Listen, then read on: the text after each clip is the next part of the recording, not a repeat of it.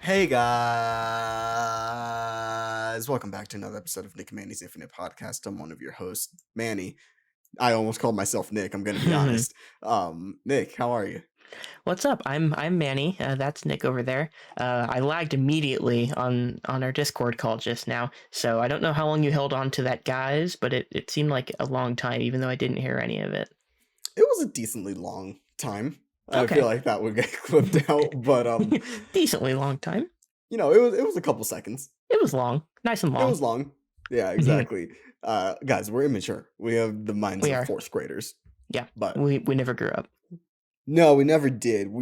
I sort of feel like we're the podcast version of Blink-182's What's My Age Again, because we're still very childish, even though we're supposed to be adults. And as I'm some would call 23, us. and they say nobody likes you when you're 23. And that's about the time that bitch walked. What's the lyric? Okay, first one is that's about the time she About the walked time away she walked from away me. from me. And Yeah, then and when he's then talking it's to her like- mom, And that's about the time that bitch hung up on me. Yeah, There you that's go. what it Yeah, was. you got it. Yeah, see, guys, That's not even one of my favorite Blink songs, but I do know that. and I usually know the lyric. I just don't know why I didn't this time.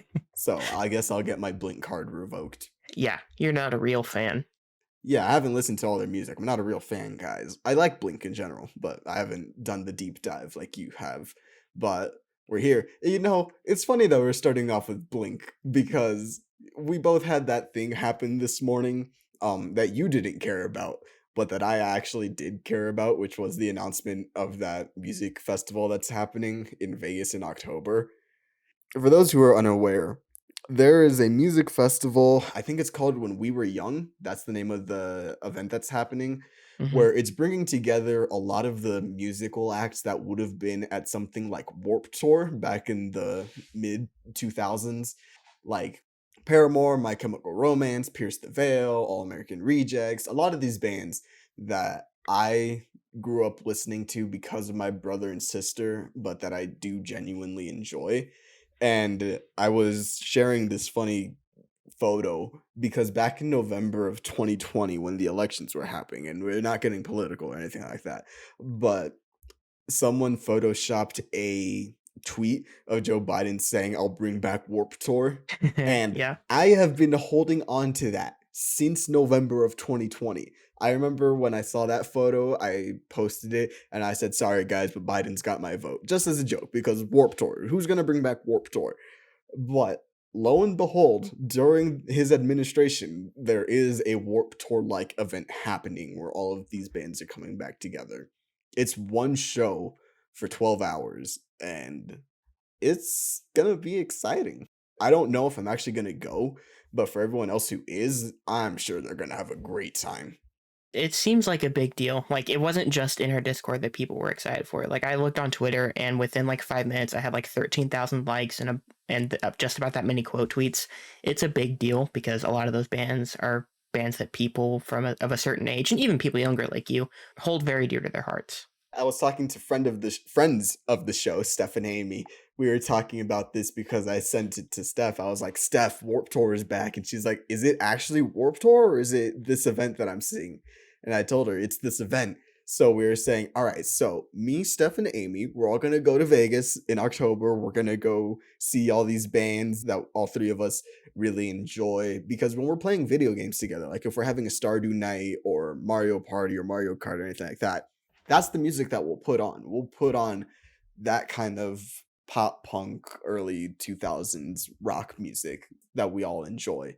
So, yeah, like you were saying, it wasn't just in our Discord because the first thing that I saw was the Paramore tweet saying, "Hey guys, we're really excited to announce that we're going to be doing this event." Which I was like, okay, so yeah, Paramore said that they're doing new music. I'm sure that this has something to do with that. It'll be another concert, but I didn't look into the actual event. So maybe like 30 minutes later, we got the message in the Discord with the poster of all the bands that were going. So that was really fun. But yeah, it's not just an our Discord thing. Everyone that grew up with these bands, I'm sure, has been freaking out and is ready for those pre-sale tickets, which by the time that this episode comes out, the tickets will have already been out in the public, but as of right now, they come out on Friday. So it's exciting stuff. Today was a very busy news day, to say the least. Oh yeah, we're about to talk about some video game news as well. But yeah, this is a big deal. Like I'm excited for people because I thought Warp Tour was still happening, like at least pre-COVID. I didn't know if it was or wasn't still happening, but this is basically that, but on a bigger scale. It is in the fact that it's happening all in one day, whereas Warp Tour would be, a couple days here, a couple days there throughout the entire year that Warp Tour would be happening. But this is all one day I that's was shocked to happening. see it was all one day. Me too. With all those bands there, like people are going to have to pick and choose and they won't be happy about that. That's one issue I foresee, is that people will have to pick and choose and they will not be happy. Yeah, I think the two headliners from what I've seen have been My Chemical Romance and Paramore. They're the two biggest names on the poster by far in terms of literal font size. Yeah, which means that they're the headliners. So I'll be interested to see if they're the ones that close the show. Here's Paramore, here's My Chemical Romance, and they're just back to back on the same stage. Or if they are going to do like the Coachella thing of there's 3 stages, here are the 3 finishers or whatever to end off the show. But yeah, it's 3 stages, so many bands that are going to be there, but I'm sure a lot of people are going to have to make a couple cuts. But it's exciting. If I had a more concrete schedule and financial situation, I would definitely not question just buying tickets.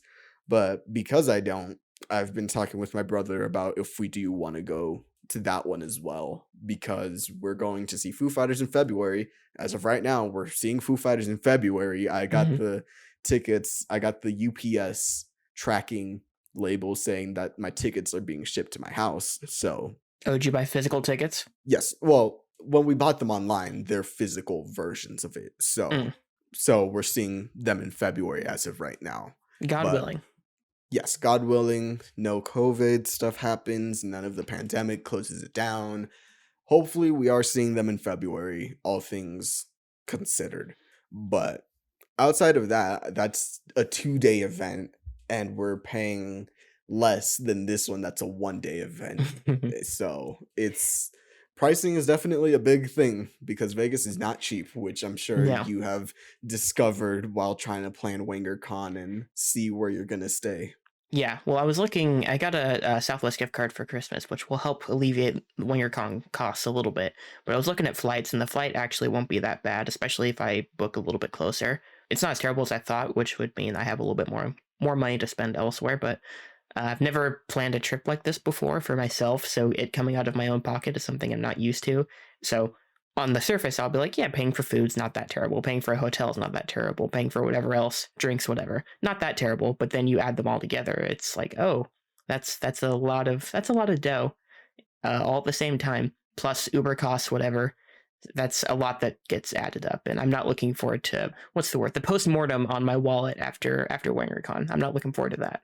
No, I wouldn't be looking forward to that either. I've been fortunate that I haven't had to pay for a lot of those kinds of trips. The most has been the Foo Fighters concert, which I paid for my tickets. But even then, my sister's paying for the bus fare to go there and back. And I'm staying with my brother who's going to be paying for, where we're staying. So I have not had to pay that much, but I'm sure it's terrible. It's hard just even looking at like trying to buy groceries and you're like, oof, this was that much just for this. You recently had a washer fluid change in your car, and I'm sure even that was like, oof, this was actually wallet. I don't think I updated you guys. That was actually less than I thought it would be. I feared it would be a more difficult fix. They just had to replace a part. It was like $60. That was it. Hey, so nice. It really wasn't that terrible. But yeah, adult purchases, they will accumulate very quickly. Like I'm not going to disclose how much my student loans plus my car payment and insurance combined will be once the student loans start back up, whenever that actually ends up being. But it's a lot. So I have to get a good job to cover that, because it's more than the average person pays out of pocket for that stuff. So again, adulting, fuck all of it. Yeah, like I had to buy my books for school. And even that was something that I'm like, I don't really want to pay for these books that I'm not going to read and that I'm not going to actually keep or find useful for the rest of my time here, but because they say required, and I know some of these teachers really do mean, hey, it's required, even if we're only going to read it once and then never look at it again. But even just looking at those kinds of purchases, I'm like, oh, I hate this. I really do. It's funny that you talk about college textbooks because literally the most use I've gotten out of my college textbooks are that I've stacked 2 of them here to set my microphone on for this podcast. That was more use than I got out of them in college. Yeah, I'm sure of that. There were a couple books that were like that for me, where I'm really just like, all right, so you're just here to hold something down or for me to write on. Yeah. I need something to elevate my microphone just a little bit. You're perfect for this job. I'm so glad I held on to you. Yeah, there are some of them where I'm like, all right, once I'm done with school, I'm going to sell you because I do not want to have you just laying around. I don't want to give them to Goodwill, but I might just list them online and be like, hey, give me $50 for this book, which, I'm a grifter when it comes to selling things, but Yeah. whatever. If they'll pay for it, they'll pay for it, and that's perfectly fine.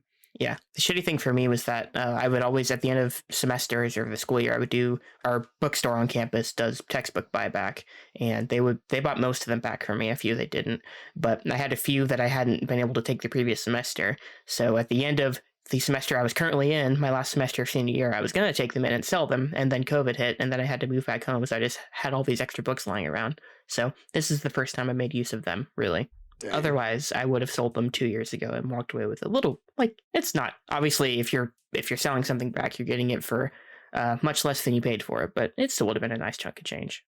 It would. Money's money, guys. Money is money. Even if it's a couple bucks, we appreciate it. And that's all that really matters. Well, I guess while we're talking about school and stuff, hey guys, I'm back at school. Yay. The semester has started. I'm back. We are, at the time of recording this, I'm in my second week of school, and I guess here's an announcement. I'm directing my capstone film. Let's go. So that's a lot of stress just put on me because we had a lot of changes happen within our group. At first, we had me just editing the film, and we had a different director and different DP.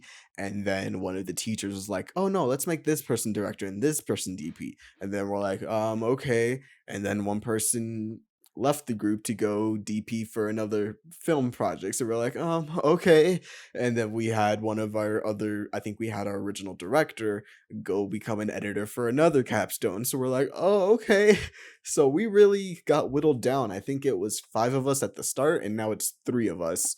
And I was messaged out of the blue saying, hey, so we don't have this person. Do you want to direct? You've done a good job in the past with this and that, blah, blah, blah. So do you want to do it? And I texted Nick, actually. I was like, hey, do I direct this? And Nick was confused. He's like, wait, what? And I explained everything to him, and he was like, yes, just do it. You'd be an idiot not to. So I'm directing our capstone film. It's stressful and exciting at the same time. Yeah, no, I'm sure it is. And, part of me telling you to go for it was like, for one, you don't want your first experience of something like that to be in the real world when it's something you're being potentially paid for and you don't know what the fuck you're doing. This is a good crash course as far as that goes, even though obviously you still want to do your best. It's also just a learning experience, and you'll obviously learn a lot from it. For me, it was, again, COVID messed my senior year up really badly. In one of my classes, I was going to be directing the short that we were doing for our post-production class, and the week before that we were going to film was when everything got shut down. So I didn't get to do that. So that was, not something I could control, but that was a little, I guess regret isn't the right word. Something that I'll always wish I could have done, because that would have been experience that I could have gotten at school before I was out in the real world. And the fact that I don't have that kind of sucks, and I'm glad you get the chance for that. It's going to be stressful. You're going to hate it. At least at the time, you'll look back on it fondly, I hope. But, in the moment, it's going to be really stressful, but you'll get through it. Yeah, and I doubt that my teammates are listening to this, which is totally fine. But if you are, I have a great team. They're people that I've worked with in the past, so we sort of have a, not relationship with each other, but we have like an understanding of the way that the other person works, and we know of each other rather than just being thrown into random groups like some classes probably do. But they're great. So far, we are getting ready to start doing casting. We're trying to lock down some locations, so all that stuff is getting rocked and ready to roll. and then we start shooting the second week of February, and we're doing 2 weekends of shooting. Mm-hmm. And then after that, it's picture lock and sound editing away. Ooh, the fun stuff. Yes. Oh, I should also say I am also co-editing the movie as well. So Ah, it's that thing of there's so little of us working on this film that we're yep. There's a gonna lot of double overlap. up on roles. Yeah. So our producer, we're all sort of producing the movie because we've been in contact with each other for a lot of it, and we're not just leaving one person out of the loop. We're sort of keeping everyone involved, which is a good thing because you don't want to just have someone be the only person in the know.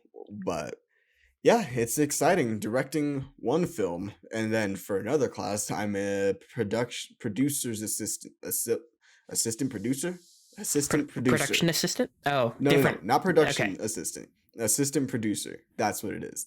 Okay. So I'm not a producer, but I'm, I guess, being taken under the wing of a producer is Mm-hmm. the way to say it. But I'm working closely with a producer, which seems to be more of what I want to do than directing. But that's also exciting for this year. Well, I would also say, again, while you're in school, it's good to do these things. It's good to do as many different jobs as you can while you're in school, so you actually know what you prefer. So I would not turn down any different type of job. So the fact that you're doing that and directing and your editing that you've done before is all good because you at least you're gonna be informed enough when you decide which path you want to really go down. Yeah, I've been fortunate enough to be offered a lot of different roles and positions and stuff, and I haven't turned a single one of them down so Mm-hmm. far. So that's been, I guess, a positive is that I've continued to just push myself. But other than that, classes, they're classes. We've started, and I'm not looking forward to some of them. Actually, most of them I'm looking forward to. So far, there hasn't been a class that I've been dreading other than schoolwork, which has always been a downfall for me. Not a downfall, but my least favorite part of school is always the schoolwork aspect of it. But being more hands on this semester, hopefully, should alleviate that. Yeah, it sounds like you'll be stressed, but I'm sure you'll have a shit ton of fun, and I hope you do. And I'm sure you'll turn Yes. out good work. Yeah, no, it should be good. I'm ready to be done with school. But you know what I'm not ready to be done with? Video games. This morning, boy oh boy, was there an announcement this morning. But before we get to the big Xbox news, is there any games that you've been playing lately? I have not been playing pretty much anything worth mentioning. I finished Artful Escape, so I just, we talked about that with our best of 2021. But other than that, I have not been playing anything of note. I think the next thing is Rainbow Six Extraction, which I think I'm going to be playing with friend of the show, Max. I think I'll be playing that with him. But other than that, there's nothing on my end. So if you got anything, throw it out there. Yeah, I think, speaking of Extraction, I think I saw, is that going to be on Game Pass day one? Yeah, baby, it's a Game Pass game. Okay, Xbox Game Pass, Daddy Phil, all that. I saw that, I think, on the store, and it said installable with Game Pass. I was like, oh, no shit. I Yeah, that was comes not out aware. Thursday, the Oh, 20th. okay. So it's almost here. Well, I might give it a shot then. They announced it last week or the week before, but Hmm, that cool. is on Game Pass, which seems to be getting extra value soon. Yeah, we can. I think what I've been playing, we'll have a longer discussion about. We can talk about the big news of the day right now. All right. So this morning, I woke up to I checked our Discord like I usually do because I Mhm. love seeing my phone have like three icons on the front and then say plus 14. So Yep. that's always what I love waking up to. But I woke up, I was going through the channels, I checked video games, and I see this message that says Microsoft buys out Activision Blizzard for $68.7 billion. Almost nice. It was so close to being nice. It was so close to being nice. This is a big purchase. For context, they bought Bethesda, which was their biggest purchase to date, for 7.5 billion. We should That's clarify. almost They bought the entire parent company that includes Bethesda for yes, $7.5 yes, billion. they bought ZeniMax. My correction. They Yeah. bought ZeniMax, which is all of BGS, which is Bethesda Game Studios. That's Tango Gameworks, Arcane, anything that ZeniMax has done, or any of the companies that ZeniMax owns. Microsoft now owns that. So they bought that for $7.5 billion. And then they said, all right, we'll do you one better. And they bought all of Activision Blizzard, which is Activision, which holds High Moon Studios. It holds Sledgehammer, Infinity Ward, Treyarch, all of those studios. It holds Toys for Bob, which has been doing the Crash Bandicoot and Spyro remasters and the new game for there. Activision also owns Blizzard, which means that Microsoft now owns World of Warcraft, Diablo, StarCraft, anything that Blizzard has made. Now, Overwatch, well, yeah. in theory, which we'll get to, owned by Microsoft. King, which is Candy Crush, the Bubble Witch sagas, any of those mobile games that your grandparents play on Facebook, that's owned by Microsoft now too. Nearly $70 billion, which is actually a steal. Yeah, no, I was, people, I feel like, joked about Candy Crush being part of that. Do you know how much fucking money that game makes? Just Candy Crush, not even the other ones. Like, it's insane. They'll make most of their money, I think, from the mobile games. Legitimately. Yes, this is, and like, I want to emphasize how much Microsoft just, in theory, purchased, because this still needs to get approved by the Board of Commissions for anti-compete laws to see if they will pass it. Which, the thing with Microsoft is a huge company, right? We know them. They can spend nearly $70 billion on something like this. But in regards to gaming, if this deal does go through, they would only be third in regards to revenue being brought in. So the way that people that don't play video games might see it is as, oh, they're the underdogs that are trying to compete with Sony and Tencent, who are the top two income revenue people that make the top two most amount of income, if that makes any sense. They're the top. They're the top two revenue generators as it specifically pertains to video games. Yes, that's the word. So this deal will most likely go through, but they'll still only be third in regards to revenue for gaming specifically.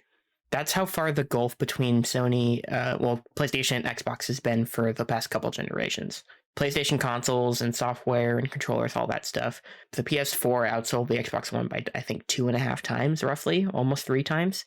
And I'm guessing the PS5 is probably outpacing the Series X, even though those numbers are not readily available, and it's also not totally indicative because the chip shortages have meant that people can't get their consoles as fast as they want to.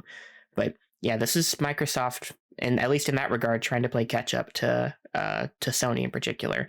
And I guess when you have fuck you money like Microsoft has because they own Windows, you can do stuff like this. You can make Disney-like acquisitions of stuff, and they're just going to keep doing it, I think.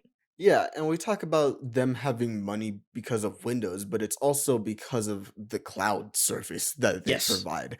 Like, that is actually a lot of the big money maker was when they went heavy into cloud-based services, and then when they changed Office to be subscription-based.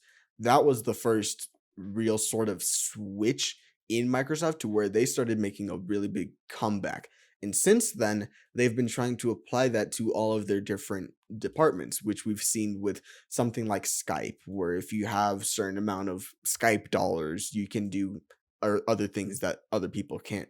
Or with Xbox and Game Pass. Now you're paying $15 a month to essentially rent games, but you're getting access to them day and date, or you're getting access to 1,000 games, let's say, or indie developers are being able to get their games seen more because Game Pass is seen as so lucrative. So Microsoft has been able to do that for however long that it's been a thing. I think Game Pass was 2017, 2018? I think, yeah, 2017 was like a soft launch. They didn't really start kicking into high gear until 2019. Yeah, 2019. And I remember because 2019 was when I first got it, and that was to play Outer Worlds. Yep, exact same. Yep. I was always on the Game Pass train because I could see what they were trying to do, and I understood people's, not concerns, but they're sort of like, why am I going to pay for this if I already own this game? This game is so old. Why am I going to do that? And at first, I would just say, well, it's for people that haven't played these games. If you're a person that's new to the Xbox ecosystem, you can get Game Pass and you'll have access to Arkham Knight or whatever game was on there. Maybe it was Shadow of the Tomb Raider, or Fallout Rise 4 of was the Tomb Raider. their big launch title, I think. Fallout 4 was a big one on there. So you would have access to those games. But then as the years kept going and you saw them get Outriders, you saw them get Forza or Halo or any of these other games that were on there. All of the Kingdom Hearts games at one point were on Game Pass. So once you start to see all this stuff, you could see what they were trying to do. And with all of the company acquisitions, you can see this is what they're really focused in. Because I don't know if you read the report, we were talking earlier that you had only read the headline. Pretty much, yeah. Game Pass has also reached 25 million subscribers, which 25 million subscribers paying $15 a month for a monthly service is huge, especially for something like gaming. Yeah, well, there is a $10 option, which is just Game Pass, not the Ultimate with gold lumped in. I don't know. Yeah. I don't know what the split is. I imagine most of those subscribers are Ultimate because it just makes more sense as a deal. Even then, Game Pass Ultimate is, Xbox Live and access to Game Pass PC and cloud gaming. If you just have Xbox Game Pass that's still 250 million a month just if everyone gets the $10 option. Exactly. And that's a lot of money. Yeah, that's a consistent revenue stream. And I think that's the big point where like every major company realized that they could make this shift was that you could get a consistent revenue stream every month, which is why you start seeing it in pretty much like all the streaming services that popped up from every conglomerate that are still popping up to this day. We're still getting new ones, but Disney started their own after Netflix did. You've got all the other ones. And it's because of that consistent revenue source. And, part of me, I've always wondered about whether an individual title will actually bring in subscriptions to something at a certain point. Like Netflix, for example, I don't think any one thing actually brings new subscribers into Netflix anymore. I think they just produce content because they know they have to have content on there. And I think that's also kind of what Xbox has become, where it's almost, they want Game Pass to get to the point where it's too big to fail. And, in time it might, depends on how the sales of the next generation of consoles is going. I think they want to get to that point, and they're getting fairly close. At least, $250 million a month, 12 months a year. I don't know how to do the quick math right there, but that's several $1 billion that you're just getting from Game Pass, and that's not including the software sales that you also get from people who will buy games day one for $60 or $70, whatever it may be. They're banking on having a consistent long-term revenue source, and like I said, they've got fuck you money, and they're doing everything they can to bolster that service. I would be shocked if, the next wave of Activision and Blizzard games isn't on Game Pass day and date. They might get a little picky with it. I would be hard-pressed to imagine that Call of Duty is not going to be sold for $70. I think Call of Duty might not actually come to Game Pass day one. I think they will all come eventually. But I think they will draw a line in the sand on stuff that they will actually just sell at retail. Yeah, and we talk about the money that Game Pass does bring in, but it's also important to recognize that all of this is pretty much at a loss for Microsoft. Yeah, Xbox as a whole is at a loss for Microsoft, and it has been pretty much for its entire existence. Maybe they were profitable during the 360 era because the 360 did so well, but definitely every other generation of Xbox has been at a loss.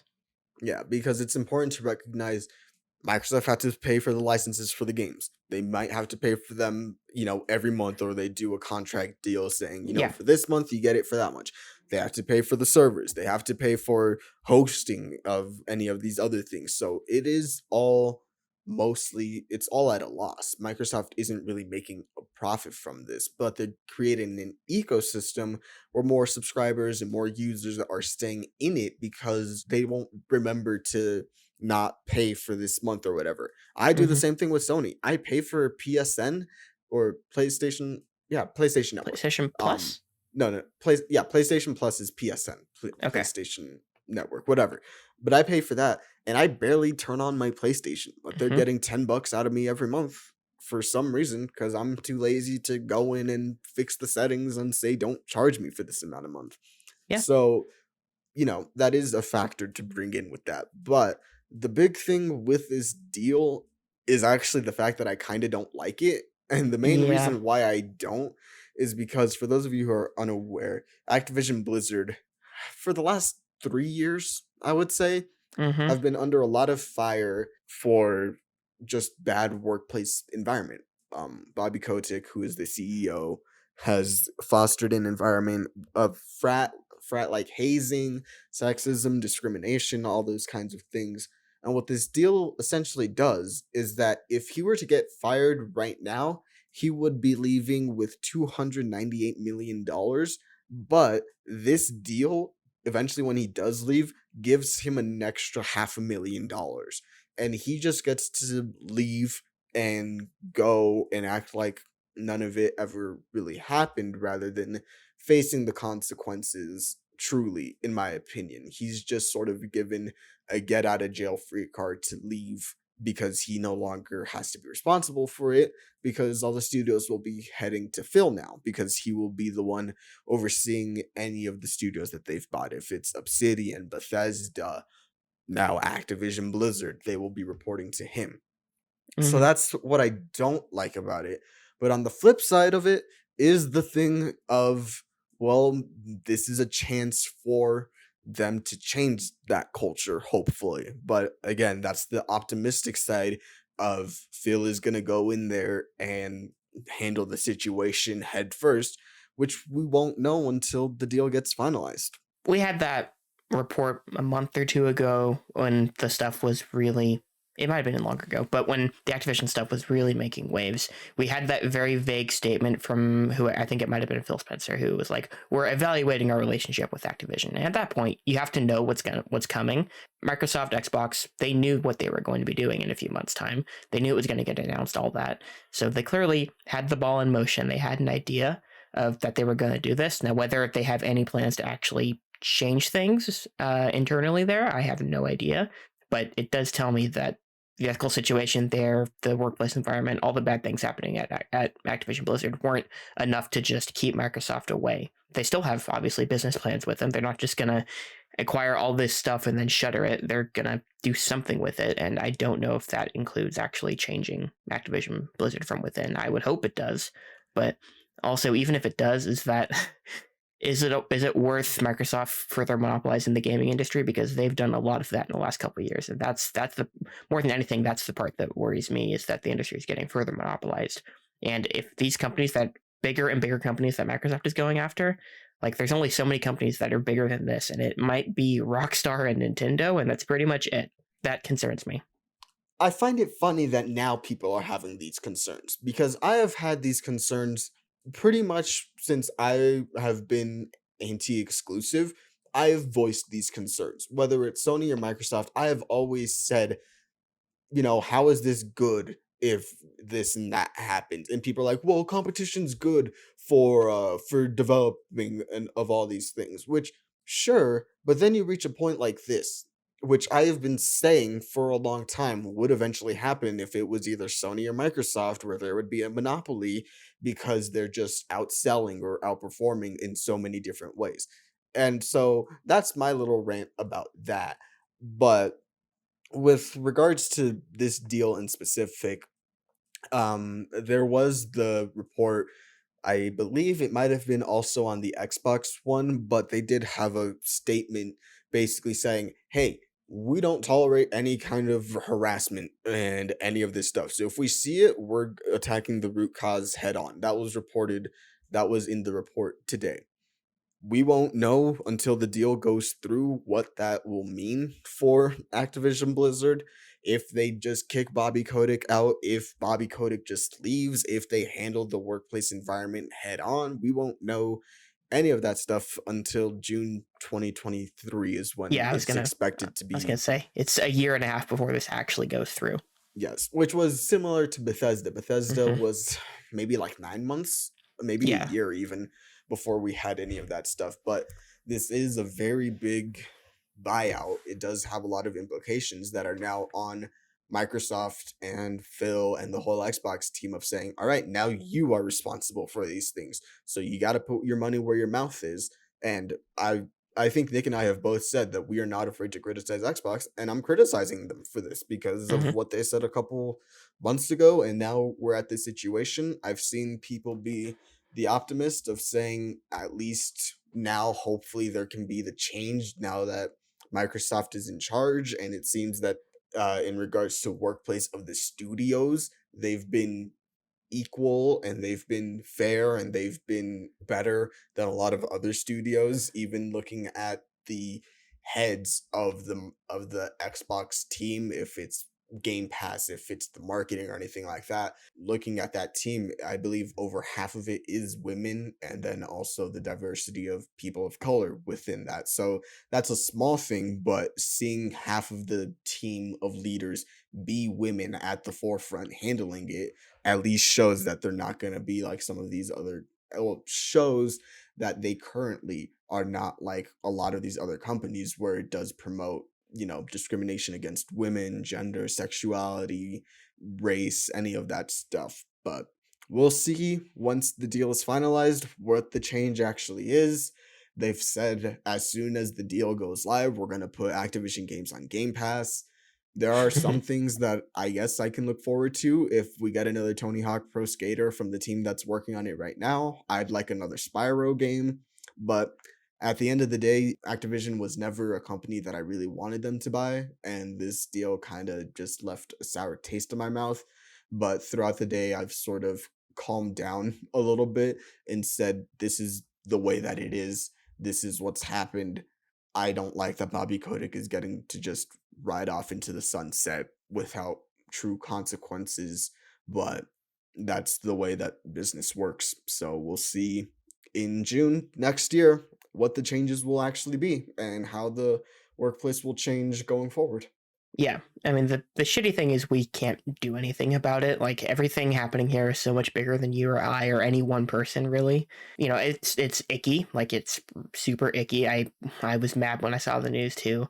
And I've had these reservations about Microsoft for, I mean, I don't even know how long. Maybe like E3 2017, 2018 when their presentation started becoming, look at this indie studio that we bought, and those studios slowly started getting bigger at every E3 presentation. They bought Double Fine, they bought other studios, like obviously Bethesda was a big leap forward in that regard, and this is a company literally 10 times bigger in terms of purchase value than Bethesda was.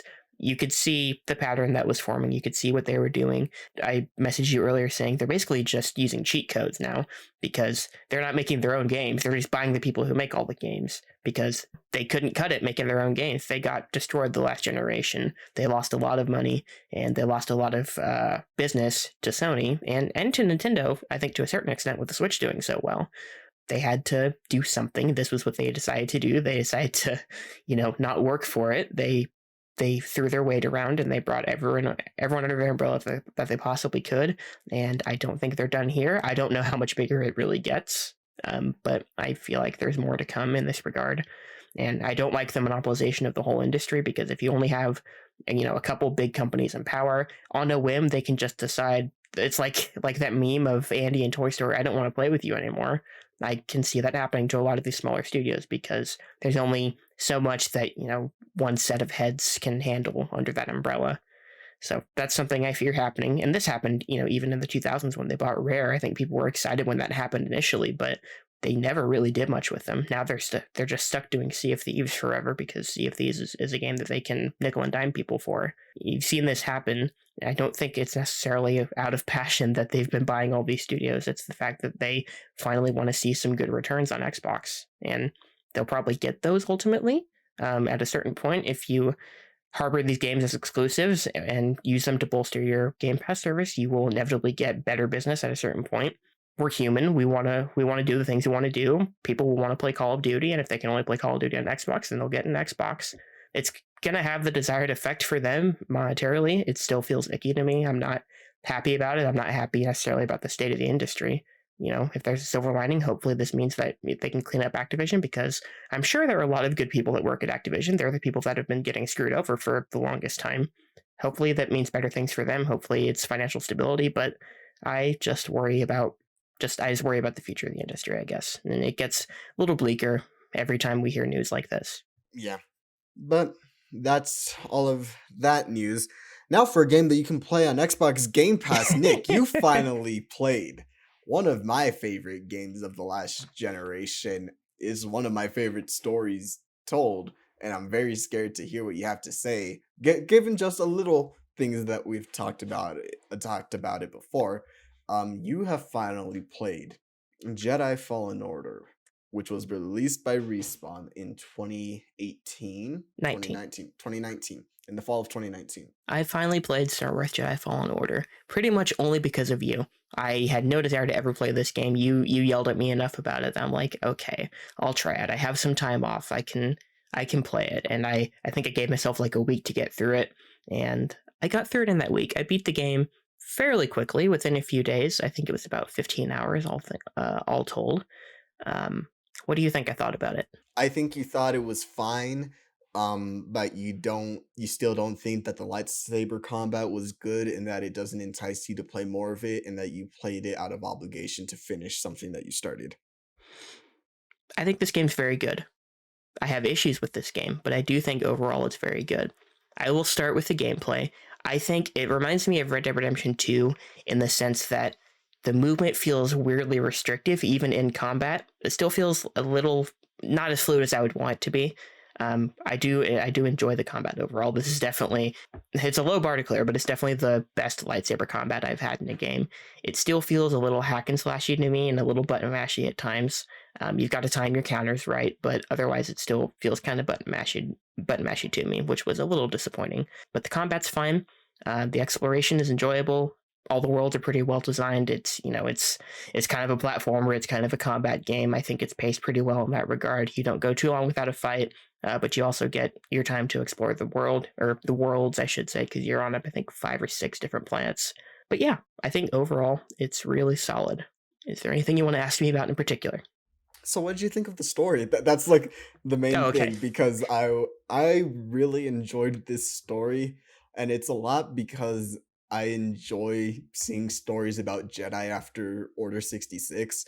And so I liked a lot of the story regarding Cal, and I liked the way that they would use flashbacks to show like, hey, you're cut off from the Force, try to meditate and get back to your training and those kinds of things. And I liked the ending. I know some people are like, well, I did all this for nothing. But at the end of the day, I felt it was very Star Wars in the way that they used the Force to guide them. Yeah, it's a good like story reason for you to not remember how to force push, how to force grab. It's a good story reason for you to acquire all your abilities as you go. Like what Metroid does, every Metroid game, is that like when you crash your ship on wherever you are, you lose all your abilities, and then the rest of the game is you picking them back up and getting stronger. It's the same type of structure here, but I at least like that they have a story reason for it. And every point you go back and learn a new ability is you in training with your master. You get a little bit of context as to their relationship.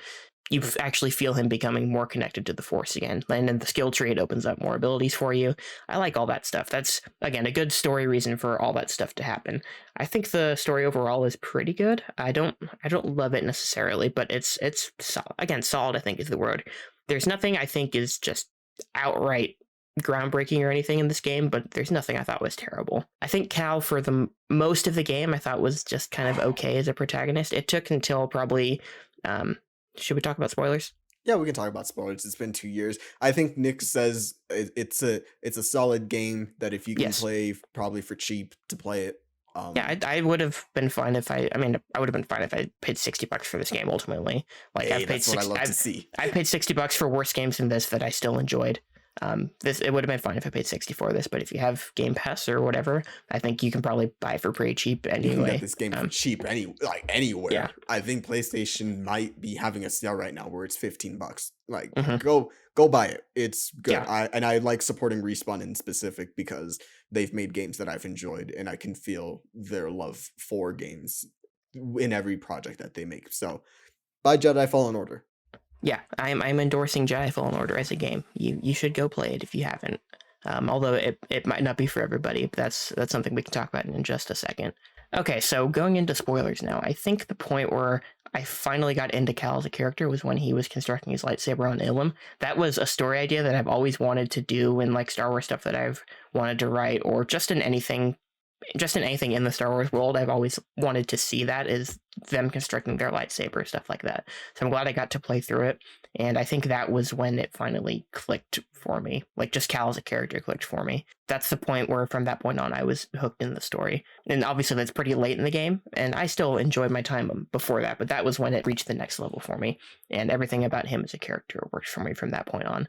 I think for most of it, he's just, he's like a totally fine video game protagonist. It's very slow in how they reveal everything about his past and everything like that. I do think the Order 66 section of gameplay is an awesome little flashback section, showing how he was trying to escape from the ship, how his master was helping him, and how he ultimately feels like he's responsible for the death of his master. I think all that's good. Him and Seer, the guilt that ties them both together, I think is good thematically. Seer and what's his name? Grease? Grease. Yeah. They're not as involved as I would have wanted them to be. They're kind of kept on the ship while you're doing all your gameplay. They're a bit disconnected from the story, or the gameplay is a bit disconnected from the story. One of the two. I don't know where I fall on that, but it feels like a lot of the story is happening there after your gameplay sections are done, which is, I guess, something I could be a little critical about. I would have liked. Sorry, but before you go on with that, I think what I like about the fact that Seer in specific is kept back is because we do know about her reservations with the Force, and specifically with trying to get involved with the story because of her interaction with, I think it's the ninth sister. Is the second sister is the big one. The ninth sister you fight on Kashyyyk. Yeah, so then the second sister, but the relationship between her and the second sister, and them being Padawan and apprentice, and Seer tapping into the dark side and trying to not let the second sister go down that path, and feeling like she failed, and her ultimately trying to not let that happen again, and going the same path that Cal did, where they both cut themselves off from the Force essentially to not try to repeat those things in history. So I like that Seer isn't as involved because it makes sense for her character, the way that they wrote her. So to me, that didn't bother me, but I get why it might bother some people. Yeah, there aren't as many major characters to the story as I thought there would be. Like, a lot of the characters are just kind of people you meet on your planet and then you move on. Like, you see Saw Gerrera for the first Kashyyyk sequence and then he's gone. There's other characters that you see in one section or another and then you don't interact with them again. I did appreciate that the Night Sister on Dathomir, she actually joins your crew, and there's a little bit of a fish out of water thing for the rest of the game. I liked her relationship with Cal. Cal's a good character in that he's someone that I buy can inspire people to look at things differently, or in her case, to sort of leave the dark side and then start seeing what the light is and stuff like that. I like Cal as a character in that sense. He's a good, likable protagonist, all in all. I think his relationship with BD1 is especially charming. If every Star Wars movie, and I'm sure they will, movie, game, TV show, if every piece of Star Wars media till the end of time just gave me a new cute Jord character, I would always be happy. Just always give me a new cute Jord character. I don't care if it's only for merchandising. I just want a cute Jord character because I will always like them. It's what Respawn does best. I mean, he had BT in BT in Titanfall 2, Titanfall 2, and now you have BD1 in this one. And what I like, and maybe I'm just looking too deep into this, which I could be because I'm a Star Wars fan, but I like how when we meet BD1, he's broken, but he's connected to the Force. And I like that sort of parallel with Cal, that he's broken, but he's also connected to the Force, in the way that BD1 essentially gives him this mission of, hey, I was a droid for this Jedi Master, and he left all these things on these temples that you need to go to reconnect yourself with the Force. Ultimately, you're just trying to find, I believe it's a holocron, to find the map of where there are other Jedi that are still alive. But with that, you start off kind of reluctant because you start off the game with Cal not wanting to be associated with the Force. You don't want anyone to know that you're a Jedi because of Order 66. You try your very hardest not to resort to that as much as possible. But then as the story goes along, you sort of ease yourself back into that of being like, okay, this is what I have to do. This is what I need to do because of Seer, because of the Jedi that are in trouble. The sisters are after me. I'm now back in this. And I like the way that both of them end up fixing each other, because that scene in Ilum is BD1. I believe he shows that projection of of the Jedi Master, and Cal essentially reinvigorated, and that's when you get your crystal, you build your lightsaber, you get the hilt, and then it's kind of like John Wick. We're like, yeah, I'm thinking I'm back. Mm-hmm. And so I like that parallel between both of them, the way that it starts off with both of them broken and it ends up with both of them better people for knowing each other. Yeah, and that whole sequence after you get your crystal, when you're getting back to the ship from there, you're just cutting through everybody. I keep thinking of Metroid because obviously I haven't played every game under the sun, but Metroid's usually the game I think of when I think of stuff like this, is that as you're getting all your abilities and you're getting stronger, you'll go back and you'll fight enemies that used to be a challenge for you, and they're like cutting through butter, and you're cutting through all these shock troopers, and this immediately after you get out of the cave, and it's just like butter. They send like 50 of them at you in waves, and you're just like 1 or 2 hits after you get a counter, and that's it, and that's all you need. Like that's the empowering stuff that I enjoy in games. Obviously you can't have the whole game be like God mode, but as you get near the end, a nice mix of upping the challenge because you're getting near the end and also rewarding you for how much you've grown as a player, how much you've improved, is really satisfying. It's just a satisfying gameplay loop. Well, I was just kind of talking about the exploration of the themes in this game. I actually feel like they're really well explored. So there's a point, I don't remember where it is, but Cal notes that like none of the sacrifices made in the Clone Wars matter, which, I mean, ultimately they really don't, because it was just 2 sides that were both being played against each other as puppets. And I kind of like that someone acknowledged that, because part of my frustration is that, you know, because the prequels obviously are prequels, they were made after the original trilogy, you don't get that much discussion of the ripple effect of the Clone Wars. And that's something I do enjoy of the stuff that takes place in that time period between those 2 movies. Even though I feel like that area, that time period has been overexplored at this point, I do like that the way that this game approaches that is like, yeah, there was a lot of pointless sacrifice that happened in the Clone Wars, and ultimately didn't matter.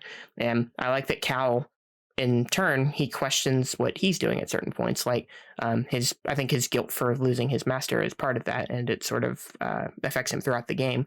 But there's a point on Kashyyyk where he's like, is my own mission worth it? Because Kashyyyk was, you know, obviously it was war torn, but it wasn't like this when I got here, and now it's just decimated, like to the point where Saw Gerrera had to leave because he knew it was a losing battle, and like Tarful, the leader of the Wookiees, is just hidden up in a forest because the situation is just so dire.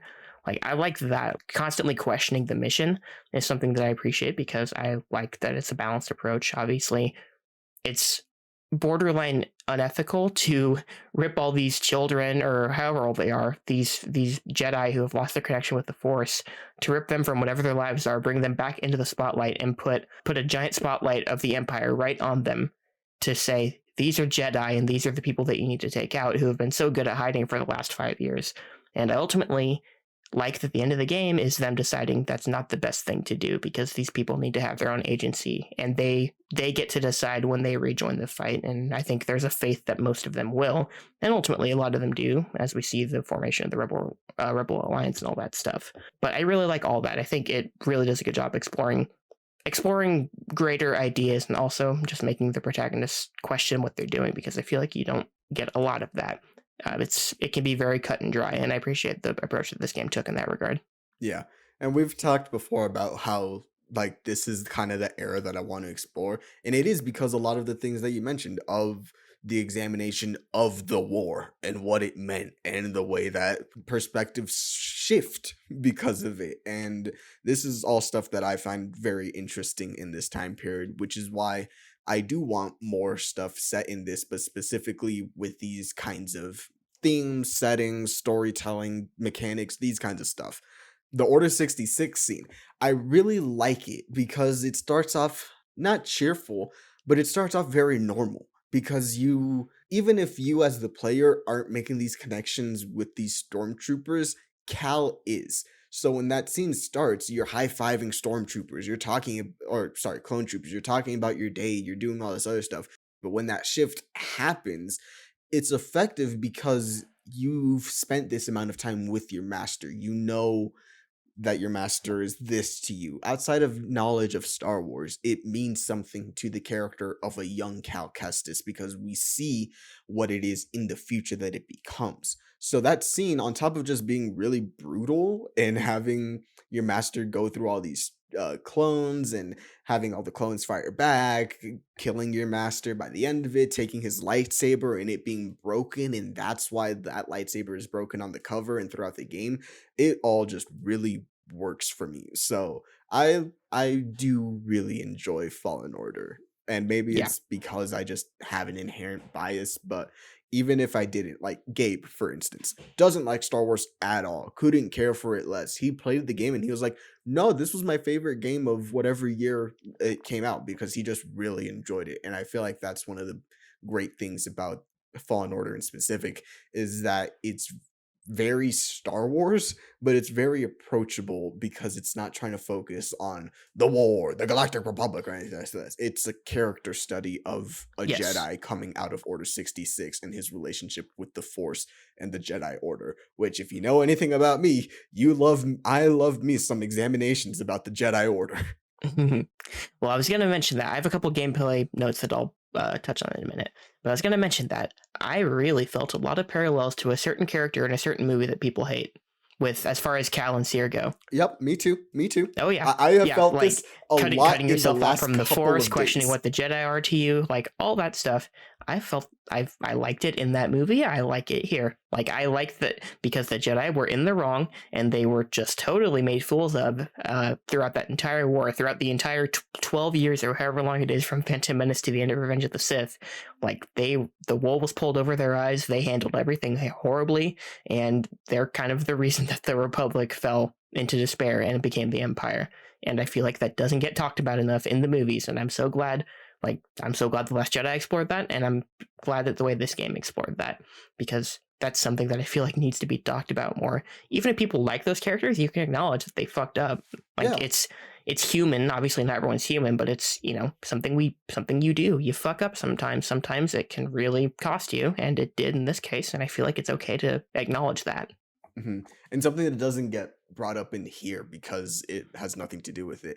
But a character like Captain Rex, who is a clone trooper who is fully aware of the things of Order 66, he can look back at the war and say, I was complacent in all these things, and this is my Mm-hmm. fault. And so that's something that I've always liked about Star Wars, Clone Wars, anything that has come out post, I guess, Clone Wars has been an examination of the Jedi Order, and how Yeah. wrong they were. And that's always the stuff, for me personally, that I find really interesting in this world is the examination of your heroes being wrong. Even if they may be in the right for certain things of like, hey, we want to stop a war from the Sith taking over. Sure, maybe that in theory is a good idea. The ways that they go about it, their true motives behind it, the cost of war, all of that stuff I really find interesting. And the fact that we got it in this game shows me Respawn knows what they're doing rather than just saying like, hey, here's a Star War, you're gonna play a Jedi going through all these things. You're like, no, we're gonna take the time to explore the themes of a Jedi because you are playing a Jedi. You should know what it is to be one, why they are the way that they are, and all these other things. So it shows me that Respawn cares about that, but not just that for a Star Wars story, but they just care about character building and world building and fleshing all those things out. So I am a Respawn fan. I've liked their work, and this game, I think, well, no, I think Titanfall 2 is better because I like the mechanics, Yeah, but I I'd like still the say so. story more. But yeah, Yeah, yeah, and it's not. Titanfall 2 and this are different games. One's a first-person shooter. This is a third-person action game, exploration game. 100%. But man, I was missing that Titanfall movement. Titanfall is so fluid to play, and it felt very clunky, the movement in this game. I thought it's not unplayable or anything, but it didn't feel as smooth and fluid as I wanted it to. So that was something that I didn't enjoy as much. I do have more gameplay notes, not a ton. Something I will praise. I think this game does a great job of making you feel scale and sort of making you feel small against the Empire, or even just small in the context of wherever you're at. There's a point where you're climbing up the big tree in Kashyyyk, and this happens a lot when you're climbing up the ropes in the game, but it zoomed out, like crazy zoomed out, and it just shows you like you're almost a speck in terms of the scale of this planet. And that's something I appreciate in filmmaking too. It's just when you can do something as simple as that to establish the scale of your world, like I love that. And there's a lot of points where they do that. And it also just, you're ultimately just one person who has two allies on a ship. You have one little robot buddy with you, but that's kind of it. That's how you start. You're rebuilding this broken order, from ashes, essentially. And you're at the very beginning of it. And I like that it establishes that dynamic. It's, it's like the classic shot at the beginning of A New Hope, where it establishes the little rebel ship that seems big at first, and then you see how much they're dwarfed by the Star Destroyer. Like, that's something Star Wars has always done, and I like the way that this game handles that. I will say there's a section in the game, later in the game, where you go to Dathomir, which is the homeworld of I don't know what the species is called, but Darth Maul's species. Zabrak. Okay, there you go. And we can't forget Savage Opress, by the way, of course. I think that section probably drags more than any other point in the game for me. I don't enjoy fighting the enemy, like any of the enemies on Dathomir, and that I don't like. Obviously I get how the planet's supposed to look that way, but I hate how it looks. It's very, it's very bleak. Everything about it's bleak, and I think that's the point where I'm least interested in the game. It's important from a story perspective, but in terms of actually playing through the game, that was my least favorite section. There was also a technical issue I had. For whatever reason, on Dathomir, my audio in the cutscenes just totally fell out of sync, and it got worse by the second, like to the point where the lips on the screen and the actual dialogue I was hearing was about almost 30 seconds apart. So once it actually got me back to gameplay, I was still listening to cutscene audio from like 30 seconds prior. I don't know what the issue was there. I eventually restarted my game because the whole way through I've been using the quick resume feature on Series X, but I decided to reboot the game, and it seemed to be fine after that, even though it wasn't totally perfect. So I don't know if that was a me issue or a game issue, but that was a technical issue that I had that kind of annoyed me. Last gameplay note that I'll have, it's a criticism. It's something I would hope that they would improve, because we are getting a sequel, right? Wasn't that announced? Yes.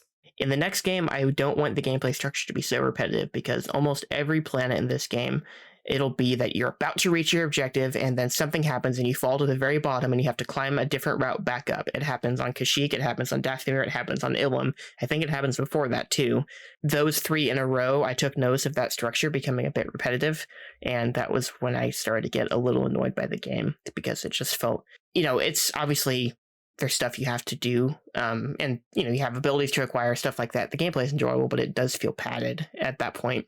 If its only idea to pad the game out is to literally have you get right where you need to be and then rip it away from you, that to me is kind of unsatisfying. It's kind of annoying, and happening back to back to back like it did kind of rubbed me the wrong way. So I would hope in this sequel that the structure isn't this way. I would hope it's a little, at least they change things up a little bit. I think it's fine to do that once or twice, but how much they did it, they overdid it as far as I'm concerned. And that brought the game down a little bit for me. But all in all, I think this is a really solid game. I was surprised how much I liked it. I figured I would think it was fine, but yeah, I dug it pretty much all the way through. There's issues I had. There's one section that dragged, but all in all, it's really good. And I guess I might not have to pay full price for the sequel. We'll see what the state of gaming is at that point. But yeah, I'll play the sequel. I'm curious where the story goes. The story does feel a little empty in the sense that literally from the inciting incident, what your goal is, and then it's pretty much just all obstacles in the way of that. It doesn't feel like there are twists and turns in that respect, I guess. Your goal never changes from the beginning of the game. It's get the holocron, and then the end of the game is still get the holocron, and then the end of the game is you not using the holocron and destroying it. But it feels like there's not really a point A to point B. It's just kind of point A to point A in terms of the main objective of the game never changes, I guess. It doesn't feel like the things that happen throughout the story have affected your mission in any way. It still feels like you're getting from point A to point A, I guess I could say. Also, that's kind of storytelling 101. Like, you should have a goal for your protagonist, but I feel like it was missing some of the twists and turns along the way. But yeah, I think this is really good. I would give it an 8 out of 10 probably. Hey, we gave it a 4. He didn't give it the nick of a 3.5, which is usually what he gives when it's pretty good. I don't think I would have nominated it for Game of the Year like it was, but it's really good. I would, again, my full endorsement to go play this game. Although I will say, I don't know what difficulty you played the game on. I played mine on second from the bottom. I think that's Jedi Knight. And it was perfectly. I played mine on Jedi Master. So look at you, big dick. I didn't do Jedi Grandmaster, but I did do Jedi Master. Me and my friend both played it on that. Was that your first playthrough, or did you do that on a second? I played it on Jedi Master the first way all the way through. So that's why for me, it was a little bit more challenging, and that's why, for instance, something like Ogdo Bogdo, the stupid frog. Oh my god, that stupid frog. And it might be my fault for doing that frog at the very beginning of the game when you have very little stims or powers or anything like that. But me and my friend both did it at the very beginning of the game, and that stupid frog took forever. But anyway, no, Yeah. I played on Jedi Master, and in regards to technical issues, that was very prevalent in the launch of the game. That was something that people noted. So it's not just a you thing. I'm sure Okay. that was something that people dealt with at launch. So Yeah. 2 years later, I'm annoyed that it wasn't fixed then. yeah, But I played a much inferior version of this game. But yeah, I played. I guess they optimized it last year sometime. I think like yeah, they last optimized summer. it last year. Yeah, yeah. So I'm curious, what this would have been like if I played this game on my. At the time the game came out, I had a original Xbox One. I think I bought a 1S a couple months later when I got a 4K TV. But I'm curious what this would have been like on the vanilla Xbox One in November 2019 when it came out. The answer is rough. Yeah, I'm glad I played it like this. Is what I can say, because it seemed like it would have been taxing. But yeah, I would say the difficulty. There were a couple, like there was one section on Dathomir that it wasn't even a boss fight. It was just one meditation point to meditation point that I could not get through for whatever reason. I don't know. I was just getting overwhelmed, and it was annoying the hell out of me. But otherwise, I died quite a bit in most of the boss fights, but they were all enjoyable. They were good deaths in the sense that I was getting a little closer each time, and I wanted to keep going because I knew I was getting closer. I could predict their movements better, just typical boss fight stuff. Mm-hmm. So it was satisfying. Some of them, the majority of them were for me, but the second sister fight at the very end of the game, for both me and Gabe, that fight was ridiculous. It was just something completely not different, but there was a lot of stuff like, really, that's what hit me. Really, that got me. So she has a couple moves that are kind of stupid and they're hard to avoid. Like she has a ground pound move that just wrecked me every time. Like I couldn't. The dodge move isn't what you need to do. You need to jump at that point, and I always forgot to jump because I instinctively do the dodge move if I'm about to be hit with something. That really bugged me. Yeah, so there were only a couple of those, but overall, even playing on Master, this being my baby's first Souls-like game, it was perfectly fine. So I like it, and I'm glad that you enjoyed it because I was very nervous. One last question. Yes. Is this a good use of Darth Vader? I think so. I think it's better than Rogue One in that regard. I think I don't remember how long this is supposed to be after Revenge of the Sith. This is 5 years? Man, yeah, I believe 5 years. Cal really grew up in 5 years. Jesus I know. Christ. His voice as a kid was very funny to me. I'm like, did they speed him up like Alvin and the Chipmunks, or did they literally just tell him, try and act like you're 5 years younger? Yeah. I have no idea, but it was kind of a funny voice. 5 years after Revenge of the Sith, I think this would have been the way that Vader would have been acting, personally. Yeah. So I liked it. And I like that it was only one fight at the very end, and then the rest of it was literally just running. And I personally enjoyed that because you got the intimidation with that first little snippet, and you didn't need anything else because you got the fear through the rest of it. Yep, I'm totally with you there. Like my issue, and we'll talk about this soon enough whenever we get to Rogue One for a commentary, but my issue with the Rogue One scene is I feel like the big scene at the end of Rogue One, ultimately it ends up being there for you to be like, oh, Darth Vader was so awesome in that scene. They're trying to convey that it's, he's just wrecking everybody because the situation is so intense, but I feel like it ultimately, the purpose of that is for the fans to see him doing something awesome. It doesn't work for me from a story perspective as much because I can tell that that's the intent. In this, it's a little bit of that, but I feel like it works much better. Maybe it's because I'm literally that character that's being chased by him, but something about it just works better for me here. No, I'm completely with you there. But I think that was all I had. I think that's it. Speaking of Star Wars, guys, we have finished the first 3 Star Wars chronologically films. The prequel trilogy. Yeah, we finished those films. We had our good friend Elena on. They were great. You can go listen to our commentary for Revenge of the Sith, which I think was the most fun one because for me, I was the most childlike excited for that movie in general. But doing that with both of you guys was just awesome. So if you want to go listen to our Revenge of the Sith commentary, Attack of the Clones, or Phantom Menace, go and listen to those right now. Yeah, I think we'll take a little break from Star Wars for a while. We might get back to Marvel. I don't know what our plan is next, but we will get back to the rest of Star Wars. Don't worry. Yeah, we will finish all of the films eventually. But speaking about films, we like films. We like films.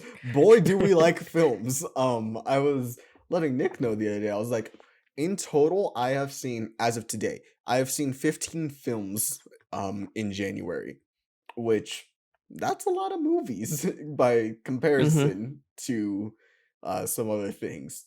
We're recording this on the 18th. I've seen 16 movies so far this year. One of them is kind of not a movie. We watched the Lego Star Wars Holiday Special together. I didn't count that right one. after our Revenge of the Sith commentary. We watched that with Helena.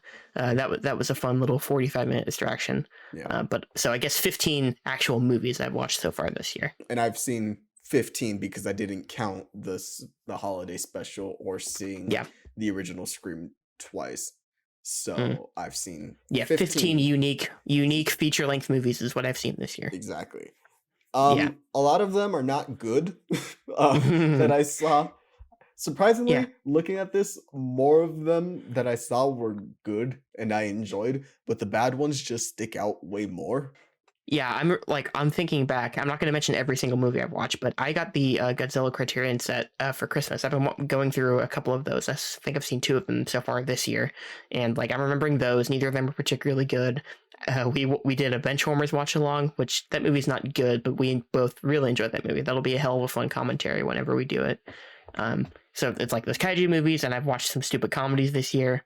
Feels like I haven't watched that much groundbreaking stuff or just anything remotely serious or particularly good. But yeah, it's been a fun, wacky start to the year. I'm looking at these movies day to day, and it's just bizarre on my Letterboxd diary. You want to know? My first movie of the new year was From Justin to Kelly, starring Kelly Clarkson and some other dude from American Idol.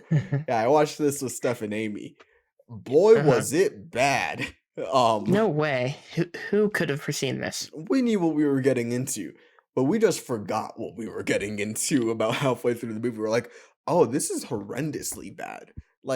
Not even a fun kind of bad. This is Cars 2 bad, which I have said before, that me and my friends tried to make that movie fun. It was not fun. It doesn't work. It was bad. There are some movies like that, but there are also a couple like Scream, the original, Benchwarmers, which was a fun watch along, which you knew that I liked this movie, but I don't think you realized that I knew every line in this movie. Yeah, if you caught me in 2007, I would have been right there with you. But I haven't seen this movie in at least 10 years, probably. Yeah, I've seen it more recently, but it's been 5 years, maybe 6 years. So yeah, I had forgotten most of the movie in terms of even just characters or stuff that happens. You knew this movie top to bottom. Oh boy, did I! But yeah, Benchwarmers. It is in our commentary list. That'll be a fun one because of the absolute joy that I get out of watching this movie. We can talk about more serious stuff that we've watched this year, new stuff that we watched for the first time, perhaps. I don't know how much you have other than the big release that we're going to get into later. I can start with one. Okay, go ahead. I guess starting off the year, I watched Pig, which was in my top 10. It was my number 2. We talked about which last we did episode. talk about. But did I mention at the end of the last episode, or maybe 2 episodes ago, that I'm going through all of Haley Steinfeld's filmography? I don't think you mentioned this on the show, but you've been telling me about each movie as you go. I'm like, oh dear. Yeah. So, you saved the worst for last. All of it. Oh no, there's still some more that I have to get through, but I think that'll be the worst one. But I think the rest you watched all the good movies first, and now you're getting through all the dreck. Yes, except for True Grit, which I had never seen. Oh, okay. And so I have finally seen True Grit. Guys, it's a delightful film. It's good. Coen Brothers, they're good at their job. For some reason, I thought it was an R-rated film, but it's only PG-13, and it's a wonderful film. I see why she was nominated for an Oscar. I think the 3 leads of Jeff Bridges, Matt Damon, and Haley Steinfeld, I think they all work really well off each other. I like that Haley Steinfeld just plays an annoying character in every movie she's in. If it's lovable, annoying character is her forte. Yeah. Which is not her forte in Romeo and Juliet, which is, Jesus Christ, what a bad movie. Anyway, we're talking about good stuff. True Grit. It's a delightful film. I like how quick it just sort of gets into everything. You get a small little monologue from her at the beginning where she's an adult talking about her dad, and then you just go straight into, hey, here's the character when she was younger, here's what she's doing, here's why she's doing it, and it all just goes by really quick. It was very similar to 1996 Scream in the fact that it just sort of starts and doesn't stop until the end of the film. And I really enjoyed that. It flew by. Boy, when I heard 1996 Scream come out of your mouth, I'm like, what the fuck is he talking about? What is he? How is he going to tie these two movies together?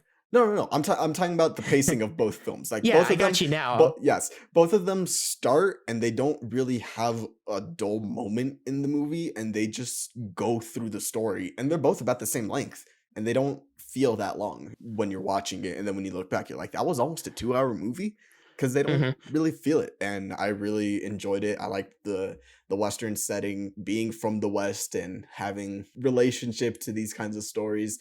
I enjoyed it. So it was a great film, and I'm glad that I finally saw it now that it was on Netflix. I'm going through all of these that are on streaming services before I go through the ones that I have to pay for, which I think is 4 of them. Ugh. Ooh, sorry to hear that. I love True Grit. I saw it in theaters when it came out. I think I watched it 2 or 3 times after that. It's been probably 8 or 9 years since I saw it. But yeah, I was always a fan of it. She was great. She's been great since literally her first movie, which was that. Great back and forth with Jeff Bridges. I mean, Jeff Bridges pretty much made the next decade of his career off of that voice, doing it in other stuff. But he's great in that role. Coen Brothers are just, they're in their bag here. Like, it's great. And I bought the Blu-ray maybe a year ago, and I haven't watched it again. That's one that I do need to go back and watch. Maybe this is the push I need to get to go back and watch it again. Yeah. But yeah, it's delightful. And I almost bought this Blu-ray back in December without having seen the Mhm. movie. I almost bought the Steelbook for it. Just I like Steelbooks and I like Blu-rays. Yeah. But I almost did buy the Blu-ray for this. So this is one that I will most likely end up getting. But comparing this to the other Coen Brothers film that I saw, which was Inside Llewyn Davis, I like this one a lot more. And I do too. I like Inside Llewyn Davis, but I wanted to love it, and I just thought it was pretty good. So I'm kind of I'm kind of with you there. I do want to watch it again, maybe a couple years down the line. yeah. Llewyn Davis is really good, but at least on the watchable end of things, I would much rather watch True Grit again, because Llewyn Davis is just 100%. depressing. Yeah. Depressing as hell. And it does have good moments of comedy, Llewyn Davis. I like when you're with Adam Driver and he's hanging out with the cat. There are the little moments, but it is really just a sea of Llewyn Davis getting beaten through every single moment of his life. A lot of it's self-inflicted, but at the same time, it's like, Jesus Christ, are you ever gonna have a happy moment? I do like when he finally gets to the audition and the way that all of that plays out. I really like that sequence because it's the whole motivating factor of the movie pretty much. So I did enjoy the, I guess, not revolution, resolution with that resolution. There you go. storyline and what it meant for him and sort of what it says about the music industry. So I did enjoy that. But yeah, a lot of the movie is slow feeling and methodical and just hanging out with this miserable life of this person. Yeah. Well, we just came up with a name for the 5th and 6th Matrix movie. We've got Resolution and Revelations. We got those. Boom. Lana Wachowski, give us a call. We'll do it. Anyway, I was just going to say about Llewyn Davis. Llewyn Davis to me is like if Spider-Man 2 ended with Peter just leaving New York and never getting any catharsis whatsoever. That's Inside Llewyn Davis. Yeah. It's just beating on this protagonist from start to finish, and then he just never, like, nothing good ever happens. Yeah. And then the movie ends. Which I like more in Llewyn Davis than I do in Spider-Man 2, even though I really love Spider-Man 2. Yeah. For me, I just feel like a lot of what happens to Llewyn Davis is self-inflicted, which is why I sort of not accept it more, but why it's easier for me to not relate to that. But it's easier for me to watch that than it is for me to empathize watch with Pete that. go through all of that stuff. But yeah. Anyways, we were talking about we got off True topic. Grit, but it's good. Yes. I like both movies. I would still recommend Llewyn Davis. It's pretty good, but it is way heavier than True Grit. Outside of that, I don't think there's anything worth mentioning except for the Scream films, which we'll get to. But do you have anything that you would like to share? I've got a couple, so let's pull up the box here. Sorry, I for some reason I had your profile pulled up. I was going to look at something on your I was just looking at all the movies that you'd watched this year. Oh, while he's pulling that up, I saw La La Land again today. I love La La Land. Nick doesn't like it. It's perfectly fine. I love La La Land. It brings me joy. I like musicals. What can I say? I like flashy colors. I like dance sequences. I like directors putting in work, and I felt Damien Chazelle's work throughout this entire thing. But I also have a bias towards him. He likes white people. What? Oh, come on. Now that's going to get clipped out right there. Me going, what? Anyway, What? I don't hate white people. That's not the point of this story. No, I said you like white people. Yes, but I reacted like I don't. I do. Okay. And I like Damien Chazelle. He's one of my favorite directors. But I like his energy in his films, and I like this film in particular. I just really love the set pieces. I think it's a really gorgeous film to look at, and I enjoy the music and all the musical stuff, which is, you know, it's me. If you know me by now, you know that I enjoy most musicals, unless you're Dear Evan Hansen. Oh, Kat's going to be so mad at you when she listens back. I know, I don't care. I know people don't like it, but it's whatever. It's been 6 years. Get on with your life. I did get on with my life, and then you brought this movie back into my life. Yeah. Anyway, I have, let's see, three movies that I will bring up. They were all 2021 releases. One of them bumped In the Heights off of my top 10 list from 2021, I'm sorry to say. Fucking disgraceful. This movie is really good. We'll talk about this movie last. I know which one it is, and I also saw it. First, we'll talk about a movie that you like that I might have Mandela affected you talking about in the last episode. You did not put it in your list, I don't think. Encanto. Yeah, baby. No, it was one of my honorable mentions, but I think in time it's grown on me a lot. So I have, just for whatever reason, I don't know if it's something about me, if it's just something about the way that Disney animated movies are made now, but I even feel this way with Pixar. Most Disney animated movies from like the last 10 years kind of top out at around 3.5, which is what I gave Encanto. I gave it to Nick. There's just something about it. Like, they all look gorgeous. They're obviously, you know, photorealistic. They look beautiful, just start to finish. But I just don't quite fully connect with them, and I don't know what the reason for that is. This movie, like, Encanto is good, it's charming, the songs are fun and catchy, but I don't know, I wonder if it's just that I feel like all the animated movies we get now are just humans being animated, but there's something about animated movies that just feel kind of lifeless to me, and that they've felt this way for a little while, and it's not like an issue of this movie alone. There's something about it that hasn't clicked with me for a while as far as animation is concerned. Like, I will rarely give an animated movie more than 4 stars. And I you know, there were a lot of movies that I loved growing up that were animated, and even as an adult that I go back and I still think they're great. But I haven't felt that for a lot of animated movies in the last, I'd say, 10, 15 years. And Encanto is kind of one of those for me. It's totally solid, but there's just something about it that didn't click with me, and I can't really explain what. Is it because they're Colombians? Is that what it is, Nick? Do you not just like stories of Latino people? I don't think so. No, because I've watched other animated movies in the last 10 years. Like Frozen's all white people. That movie's not good. Frozen's terrible. Okay, I'm glad that you said it was bad. Oh, I never liked Frozen. I didn't bother with Frozen. Frozen's bad. Everyone go watch Tangled. That's the better film. Yeah. But yeah, like Pixar's last few, like I love Toy Story 4 personally, but otherwise, Luca's pretty good. Like Onward's pretty good. Finding Dory is pretty good to me. Coco's really good. I will say Coco's really good, and I like Toy Story 4 a lot. But it's just and Soul. I forgot about Soul. Soul's great. Soul slaps. Soul is great. Yeah. Go ahead. But for every one animated movie from Disney or Pixar that I think is great, I get 2 or 3 that are kind of just on this pretty good level for me that never sniff being something that I love, and this was kind of one of those for me. Hold on, I lost my train of thought. I was gonna say something I liked and then I forgot about it. That's totally me in a nutshell. Definitely. I will say, like I'm yelling at you for these things, but even I don't really love Encanto. I'm also in the it's pretty good camp, but I just like giving you shit for having this opinion about things that people enjoy. Yeah. But even then, like, for me, being pretty good is still something that I'll revisit a lot and enjoy. So it's different for the two of us. Yeah, this is something I don't see myself revisiting. I try, and especially the last couple of years, I try and watch as many different things as possible. You know, every now and then I will rewatch something that I just want to rewatch. Like I'm going back through the Indiana Jones movies right now because I got the 4K set recently. So stuff like that, I'll go back and rewatch. And movies that I really love, I'll watch like once a year, usually. I try to watch as many new things as I can, and a lot of them just kind of end up at this level for me. A lot of them don't stick for me, and this is one that I think is good, but I don't see myself watching again. Maybe years down the line, if it has like a reputation that gets better and better over time. I don't see this becoming like a Disney classic or anything. I think it's just kind of because of the weird release that it had. Like, it was on Disney Plus very quickly after theaters, and it just feels like it kind of came and went in that regard. Even though I have seen, much like Only Murders in the Building I talked about last episode, kind of getting a second life after it was done airing, I felt like Encanto kind of had that once it got put on Disney Plus. It's in the top 100 now for music. We don't talk about Bruno hit number 4. So it's definitely getting a wave of people liking it. I think you'll be wrong in the fact that it won't be a classic. I think it will be. Maybe I would feel differently if I thought the movie was something really great, but maybe it's the fact that I don't see it as that I don't think it'll become that. I couldn't tell you what it is. And I'm not even talking about specifics about the movie at all. I'm just kind of talking about how I approach animated movies now, or at least how they hit me. But it's just something I kind of feel. I think a lot of it is that it feels like every animated movie has human characters.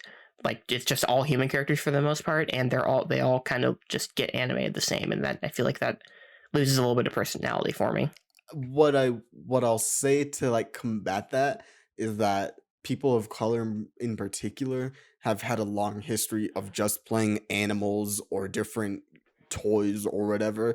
So seeing this kind of culture be represented in a way, same thing with Coco, where they weren't just a cat or they weren't a mouse like Speedy Gonzales or something like that. That really does mean a lot to a lot of people. So I think this will stand the test of time personally, but that's just an opinion of you saying, hey, it's a lot of normal human characters being animated the same, but for people of color in particular, it's something that hasn't been that way for them. So it is something for them to be proud of and inspired by and different for them.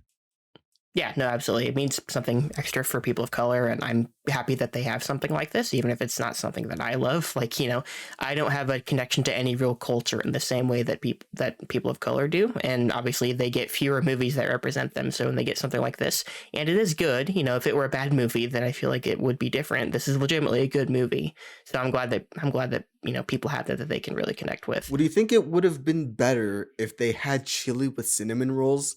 If they just like, instead of like the dinner with Mr. Mariano, they brought out like a bunch of chili and they're like, mira, we brought out some cinnamon rolls, Julieta, they made them very special. Here, dip your cinnamon roll in your chili and just enjoy it. Do you think you would have connected with that culture more? Now listen here. You think you can fight me on this. You think it matters that you think this is disgusting to you. I don't give a single shit. It's a Kansas thing. It's one point of pride that I have in Kansas, other than my basketball team, is that we like cinnamon rolls with chili. And that's just how we are. And I've always loved it. And I still love it. I just had it a few nights ago. It's fantastic. Now, you brought up dipping your cinnamon roll in the chili. We don't do that. We're not animals. We're not heathens. We eat the cinnamon roll on the side. Some people, I think our friend Harley sent some pictures in the Discord earlier. Some people do, or they'll put the cinnamon roll on top of the chili and they'll mix it in. I do not endorse this behavior. This is not how you eat cinnamon rolls with chili. You have your chili, you eat your cinnamon rolls on the side, and they complement each other extremely well. And my official stance is don't knock it until you try it. I'm sorry to hear that. What's it like to be the roles reversed, baby? It was a good joke. I'm glad you said it. Exactly. Yeah, it's a Kansas thing. That's all I can say. I didn't know if it was just a Kansas thing, and then I sort of brought the idea up last week, I think, in our Discord, and everybody, it was last week. If we were in person, you would all be looking at me weird. I would get dirty looks from every single person at WangerCon if I brought this up at WangerCon for the first time. I feel like if we were all just in a voice chat when you brought that up, we all would have just yelled at you and said, why? What? You basically did through text. Yeah, we all did. It was a very immediate I've never felt more judged than I was when I said that we ate cinnamon rolls with our chili here. As you should. But Encanto, pretty good. Yeah, it's pretty good. Like I said, I don't think I'll revisit it. I would recommend it because I do think it's good. And I think, if you're a person of color or if you're a kid, I'm sure kids probably love this movie just because it's an animated movie and it's a good animated movie. Like, it's not a shitty animated movie that's just made to give kids a distraction. There's good themes here. There's good characters. Everyone's likable, like all that. Yeah, it just didn't hit that next level for me like I wanted it to. which, is just a frustration I'm having with animated movies more and more as time goes on. But that's a personal thing. So the other night, I logged into my Apple TV Plus, and I watched just Joel Cohen. I watched his The Tragedy of Macbeth, which stars Denzel Washington as Macbeth, and then Frances McDormand, who's Joel Cohen's wife, as Lady Macbeth. And I'm a big Macbeth fan. I enjoyed reading it in high school. I've enjoyed some adaptations of it. I remember I watched an Ian McKellen and Judi Dench, what's it called, a pro shot, where you filmed the play? Yeah, it's a pro shot. We watched a pro shot of that after we read Macbeth in high school, and I thought that was great. That story clicks with me. I still think my favorite adaptation is Throne of Blood, which was Akira Kurosawa's version of it with Toshiro Mifune in that role. I was talking to, I think it was our friend Harley again in our Discord the other day. I think I like it best when Shakespeare gets adapted into an entirely different setting, time and place, and it's not just a king. It's not like, typical Middle Ages or whatever time period it's set in. Of his name is literally Macbeth. They talk like Shakespeare characters, and he's usurping a king. Like, I like when you change that up a little bit. So you change it for, your environment, your time period, whatever. I think I like, in general, when Shakespeare is adapted that way, because I think those stories are still really good. I think Shakespeare presented as Shakespeare doesn't always connect with me, and I kind of felt that way about The Tragedy of Macbeth. I thought this was okay. Denzel is, predictably great. Frances McDormand is good as always.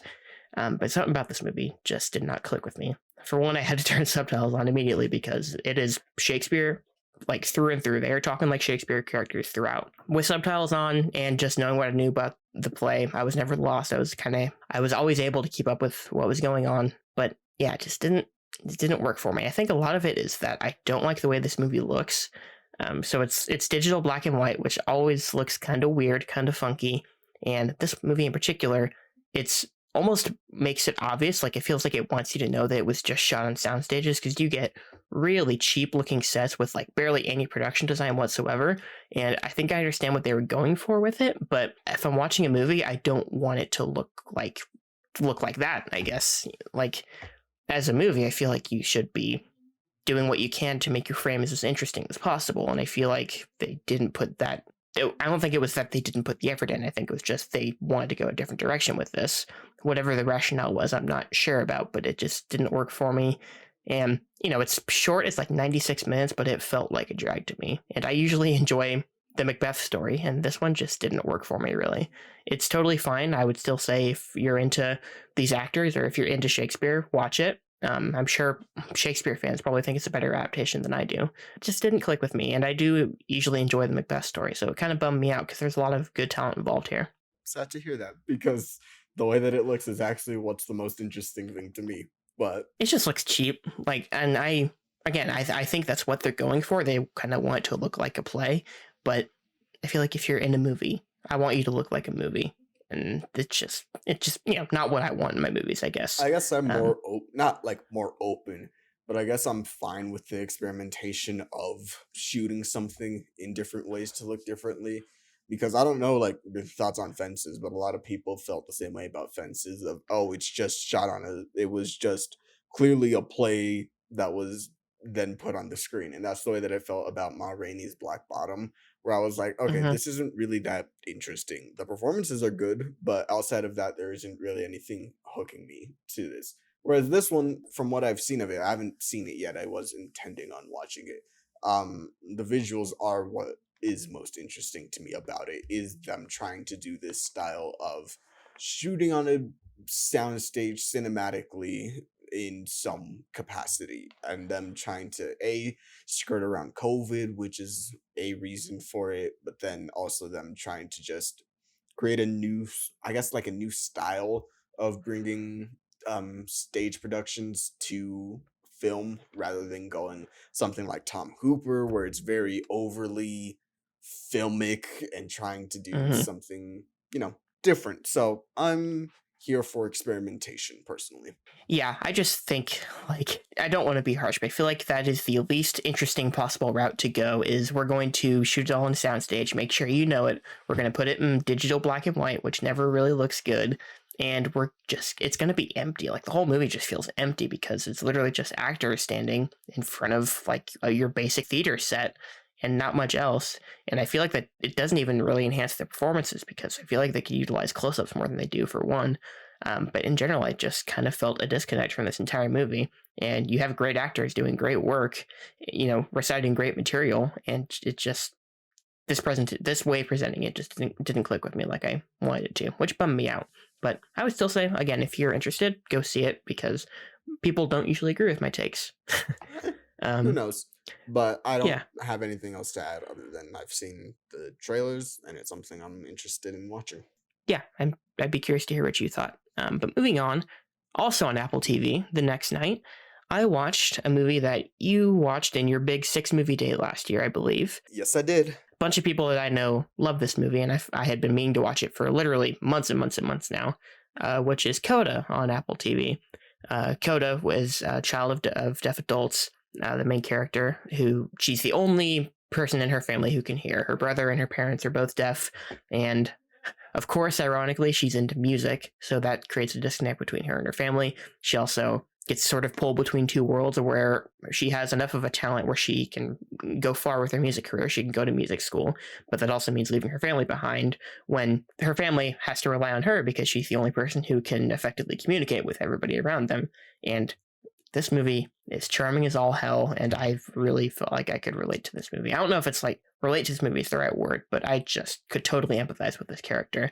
And this was, again, one of the top 10 movies of the year for me. I think I put it in at like number 8. I love our main character. I love her dilemma. I love her teacher, played by Eugenio Derbez, her music teacher. He's a delightful character. Every scene with him is enjoyable. I appreciate that he's very human, I guess. He's got his moments where he's kind of overdramatic, but ultimately he wants the best for his students, and he's very human, and he takes an interest in them, and he cares for them deeply. And I appreciate his relationship with her in particular. I think their scenes are a highlight of this movie. We can talk about this movie in depth because you've also seen it, but I think this movie's just great. You didn't mention the Sing Street Kid. I was going to mention the Sing Street Kid. I forgot about that. I never remember his name, but the main character from Sing Street, he's in this movie, and he's doing an okay American accent, I would say. Yeah, I was like, okay.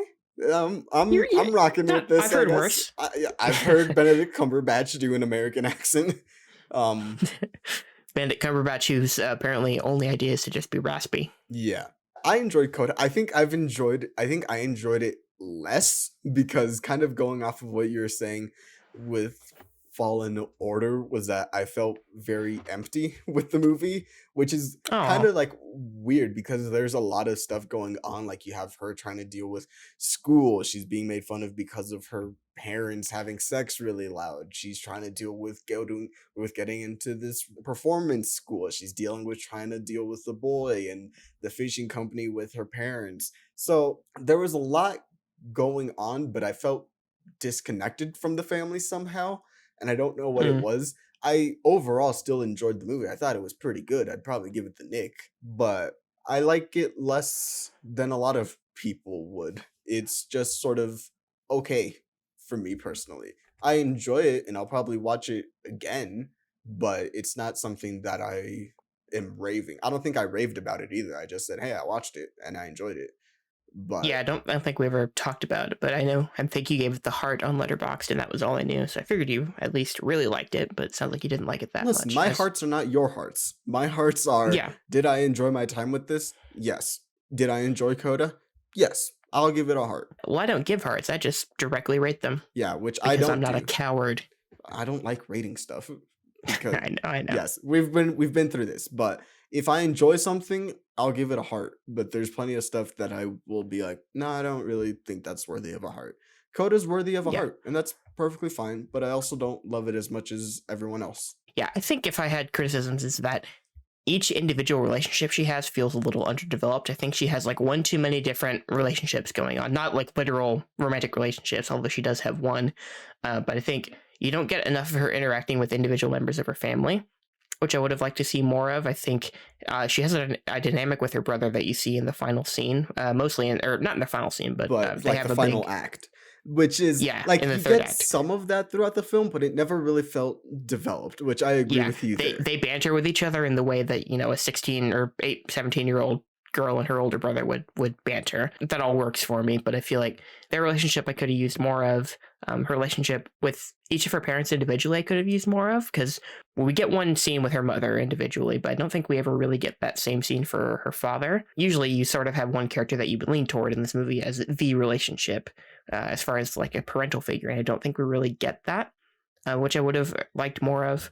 But I think all that stuff is not irrelevant, but I think the main point of the movie shines through, and it's that dilemma she has between finally doing something for herself and taking control of her own destiny and going off to college and doing what she wants to do, but also feeling that struggle of, I have people who are counting on me, and at what point is it wrong of me to leave people behind, and also at what point is it wrong of the people around me to expect this much of me? Because for her, literally her entire life, from as soon as she could learn how to speak, I'm sure she had to be that interpreter for them. Like, since she was, 4 or 5 years old at the earliest, like, she had to be that.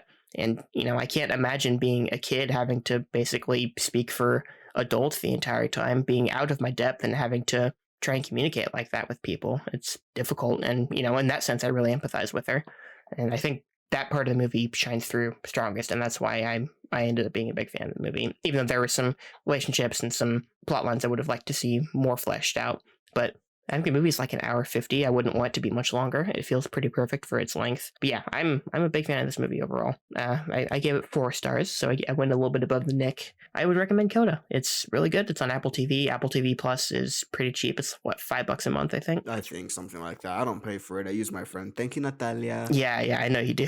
I think I will unsubscribe now because I resubscribed so I could watch Ted Lasso Season 2 and Tragedy of Macbeth and Coda, and I've watched all those now, so I think I'll probably unsubscribe for a little while. You tell me you're not going to watch the morning show?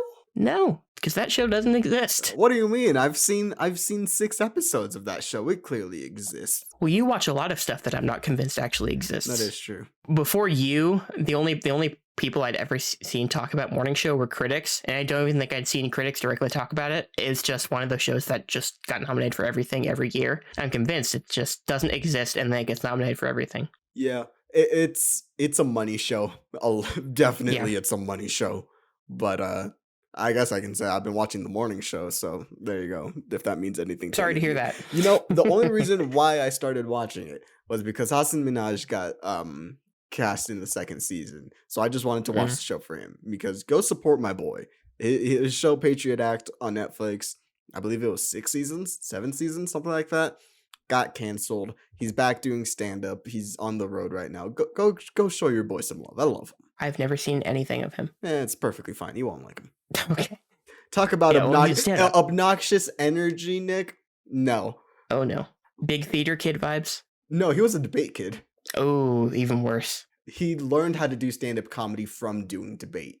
So I like him. Yeah, I was a debate kid, and I made a lot of friends doing debate, but the people from other schools that I had to debate against, some of them, like, most of them were really cool, but some of them were just like, I hate everything about you, and I hate that you're going to be more successful than me in life. That's how debate kids came off to me most of the time. I'll say, if you can tolerate me, you can most likely tolerate him.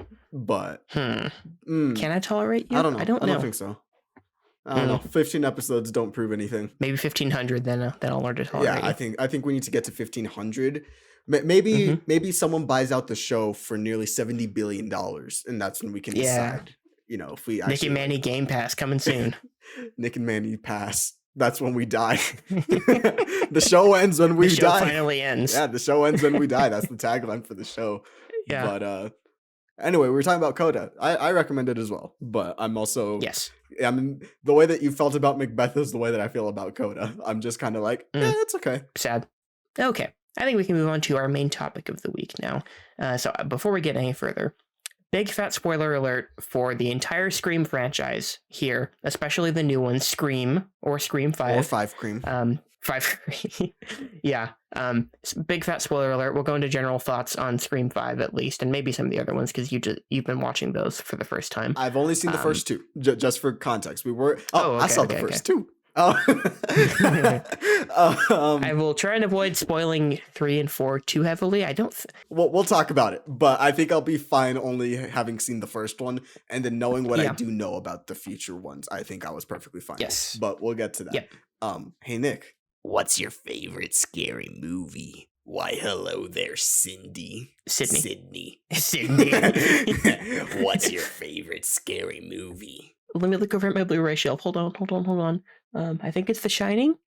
Oh, you didn't actually know that, did you? No, I figured it was something by something pretentious. Well, no, not pretentious. I don't like horror movies, so I don't know if I have a favorite horror movie. Like, I don't hate horror movies, but I didn't really watch any until college. It wasn't like I was actively avoiding them. I had just never been interested. Not something my parents watched, not something that I never really hung out with friends in high school. So if I had friends that were into them, that wasn't something I did. One that I don't know if I like because it's a good movie or because I just had a really fun time watching it with friends was Annabelle Creation. Never seen that movie. Wasn't terrible. I guess I like Juan's films. Annabelle Creation wasn't terrible. I still make jokes today because there's a running gag. I don't know if it's supposed to be funny, but you're following a nun and her students, I guess, like future women to be nuns. And so in Catholicism, you'd have your punishments and stuff. So throughout the film, she'd be like, your punishment is to open 6 boxes and do 4 Hail Marys because they're moving into this new place. So pretty much the rest of that school year, we would just say something random like that to each other, like your punishment is to unbox 17 boxes and do 43 Hail Marys. But yeah, that's your average YouTube unboxer. Yeah, exactly. I don't know. I don't really have a list of favorite horror films, but Scream, on the other hand, Scream's up there for me. Scream is up there for me too now. Yeah, we can talk about the entire series as a whole before we get to Scream 5. Yeah. So you just watched the first 2 for the first time recently. Yes. I think you already watched the first one twice. Yeah, I saw it twice in the week because I watched it to prepare for this one, and then my friend hadn't seen it, so we watched the first one again. Mm-hmm. I watched them all 2 or 3 months ago. I think October, November-ish. My friend had given me the box set, which was only the first 3, and then like that documentary that was called Still Screaming, something like that. That was what the box set was, so I had to buy Scream 4 individually on Blu-ray because it's not available on any streaming services, but I finally bought them all, and I watched the first one, and the first one I still think is the best one of the series. Spoiler alert for Scream 5, it doesn't quite reach number 1. I love the first one. I think the whole approach of talking about horror movies in this way that's referential is really clever and something that I think only works in these movies, and I hate it in almost every other movie that it's ever in. Whenever movies get this meta and referential, it almost never works for me. But all 5 of these Scream movies, I love the way they incorporate horror movies and just kind of movies in general, the different tropes, and I think it's very clever. Pretty much the entire series, I think, is just clever is the word I would use. As far as their meta approaches to things, I especially love it in the first movie. I agree. Having seen the first 2, I really I don't want to say like, oh, I love how meta it is, but I do love how meta it is because there will be, I guess, spoilers for Scream 1 and 2. The film's 26 years old. Go watch. Yep, 26 years old this year. Go watch Scream. It's great. It's on Peacock. Peacock right now, I believe. But Scream 1 has this entire idea of, hey, these are the tropes in horror films. Like they say, oh, it's just a bunch of big-breasted women climbing up stairs and screaming and all this other stuff. But then you get to the end of the movie and that's what they're doing. And I just love specifically Jamie Kennedy's character, how he works at this store and he's giving like all these reasons why it should be this person that is actually the killer. But they pull it back on him and they're like, well, why wouldn't you be the killer? He's like, no, you were 100% right. I would be the killer in this kind of film. Like, this is why I would do it. Here's my motive and all these other things. And I just sort of love how they're always addressing what the audience is thinking, most likely, about this movie of, oh, it's just going to be this. Oh, that could be the killer. Oh, this is the reason why.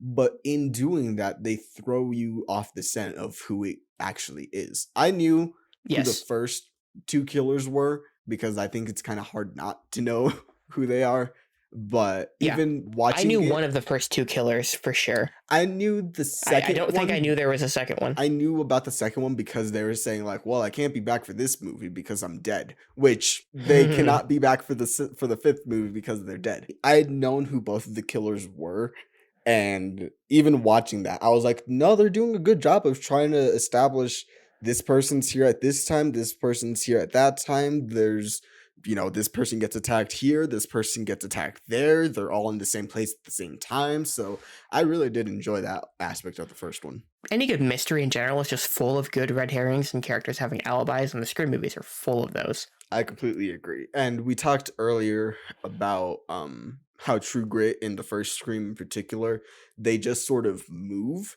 And those opening scenes are famous for a reason because they really just start you off in the movie and you're already going.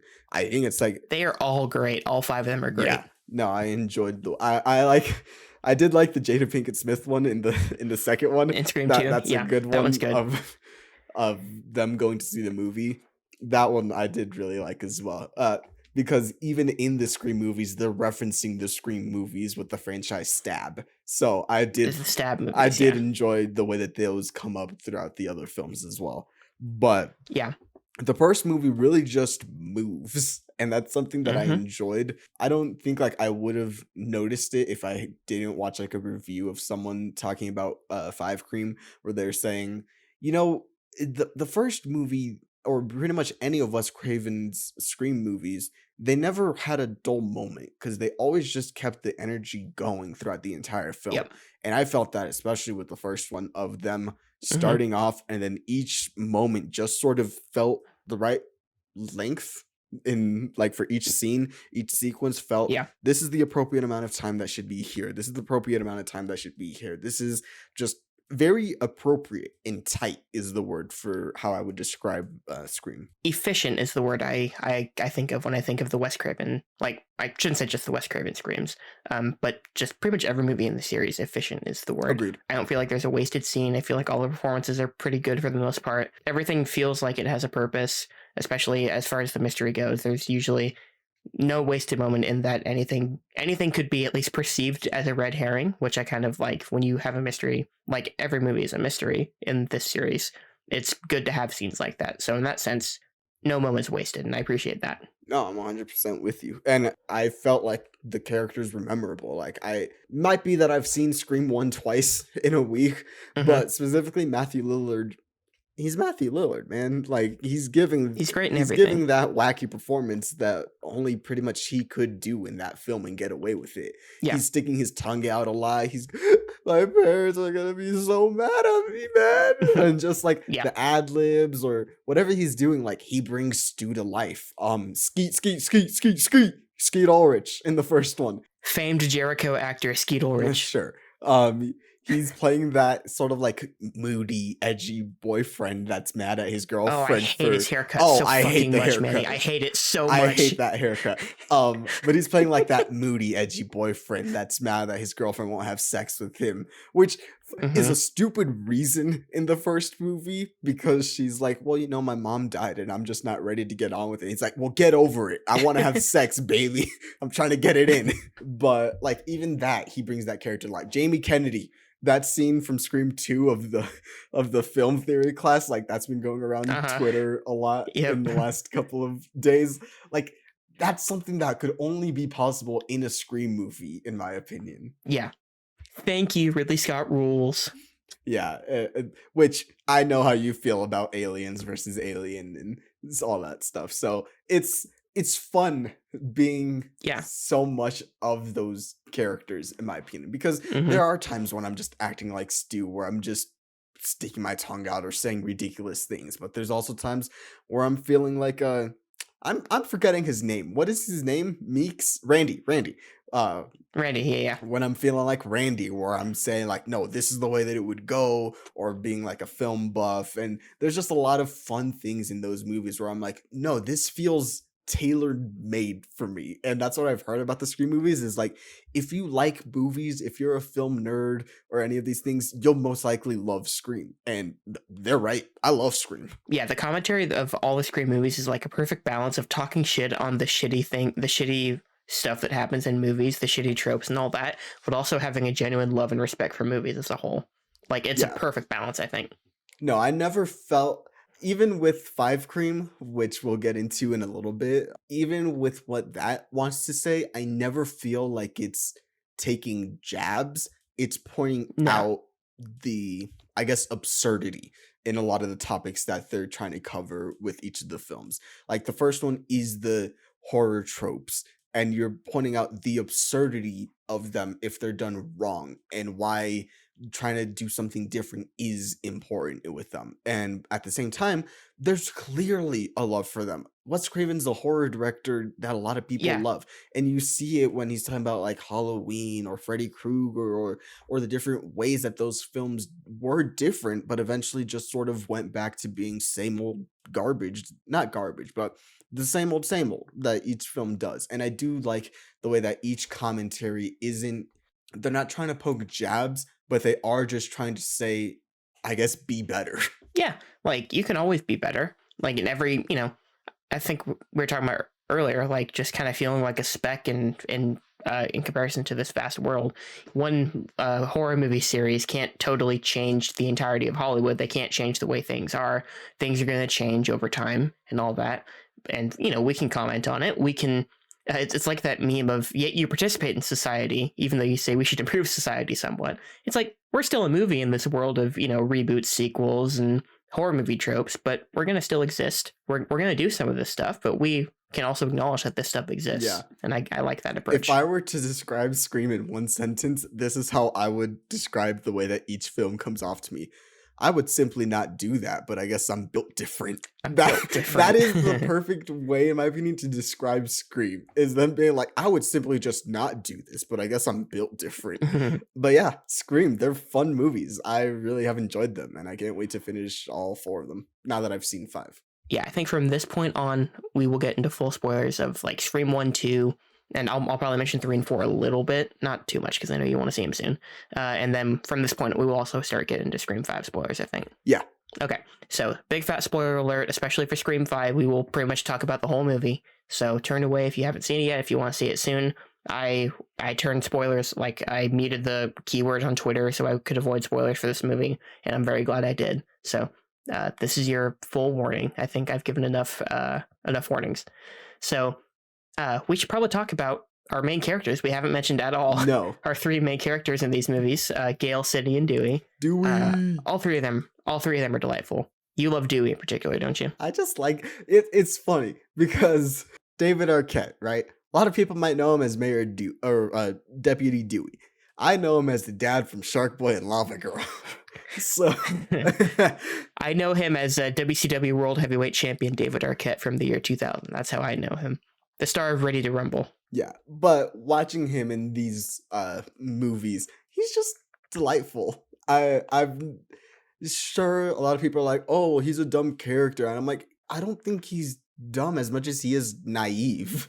And he's young, especially in the first movie. He's a deputy, and like you see him say like, hey, when I'm here, mom says that I need to wear the badge and all these other things. So like he's trying to be he's trying to mature and grow into a lot of the roles that he's been put into, which watching an interview with David Arquette, he was saying like one of the things that I relate to with Dewey is the way that people sort of treat him as an idiot or like a doofus and stuff, but he wants to be taken really seriously. And so that's something that I've liked about the character of Dewey personally. Yeah. It feels like he always has a little bit of a chip on his shoulder because he knows how people perceive him. And I just like, he's probably my favorite character, I would say. I think he's probably my favorite character just because there's never a point where I think he's remotely unlikable. He's always just lovable, I think is actually a better word for him. Yeah, completely agreed. But we can't forget about Sidney and Gale. What did you think about Gale in the first movie? Well, I think in the first movie, she's a bitch and she's supposed to be, but you're supposed to, like, I think she might have, in terms of arcs, she might have actually the clearest one from the beginning of the first movie to the end. I agree. In 2, she kind of regresses a little bit, and even in 3 and 4, she kind of regresses a little bit. There's an overarching theme of the series about her sort of caught between 2 different worlds of, like, she loves Dewey, or she just kind of, there's a person she wants to be, but there's also, she can't escape what she is, and she's always going to be that journalist talking for a story, and she can't escape that. That's just something inherent within her.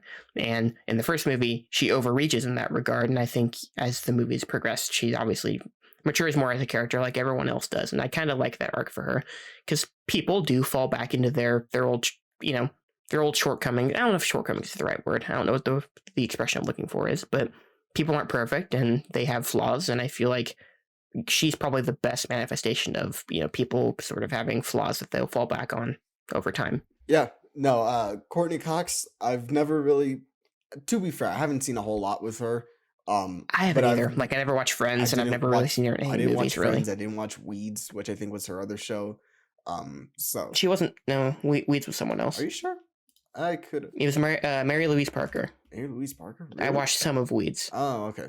Well, then never mind. It wasn't her. But yeah, that just proves my point that I don't remember anything with Courtney Cox in it. But I think she played the role great in the first two and in the fifth one, of her just being sort of this unlikable prick, especially in the first one, of her always instigating a lot of things to get the story to be that journalist that wants to be on the front page and get all of these awards and acclaim for their work.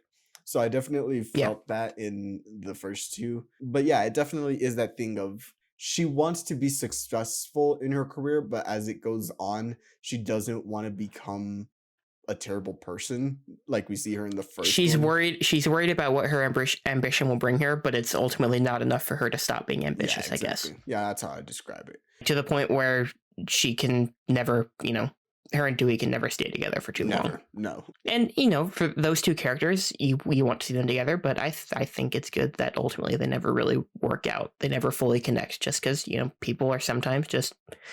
I don't mean it like as a joke here, but sometimes people are just built different from each other, and you're not totally compatible, even though you really desperately want to be. Yeah. Sometimes you are who you are, and you just can't make it work. I appreciate that. It makes sense for both of their characters to have that duty, not to themselves, but to their work. And I feel like that's something that is, I guess, like mature for these films, is that they never really have them stay together for too long, because they know that it gets in the way of their work, their career, and what they're trying to do. And being in a horror film, it's really smart that Dewey is just like, no, I have people to protect that I need to stay and do these things for. Like, I can't just go and leave. And so I really do enjoy that. Yeah, and I will say, before we start talking about Sydney, if you like Gale and Dewey together, Scream 3 is mostly a Gale and Dewey movie, because Neve Campbell couldn't film that much. She's in the movie, but I would say she's got like the third most screen time of the three. She's kind of missing for parts of that movie. So if you like Gale and Dewey, there's a lot of Gale and Dewey in Scream 3. They're kind of those two hold that movie down considerably. But yeah, like their relationship is probably my favorite part of all these movies. Sydney, if we want to get to Sydney, she's a good character, but she's never been my favorite part of any of these movies. Me neither. She works as a protagonist, as a final girl, as a Scream Queen, whatever you want to call her. And Neve Campbell's good. Like I always enjoy all these movies. I'll say that. But I guess what's actually happening first and foremost with Sydney herself has never really been the particularly interesting part. Yeah, I'm with you. I don't hate Sydney or anything like that, but it's really interesting the way that people are talking about Melissa Barrera in Scream 5, and they're like, oh, she's just a boring character for blah blah blah. And I'm like, I kind of feel that way about Sydney, but I mean, like, she works, she's charismatic, you do care for her because of the things that she goes through.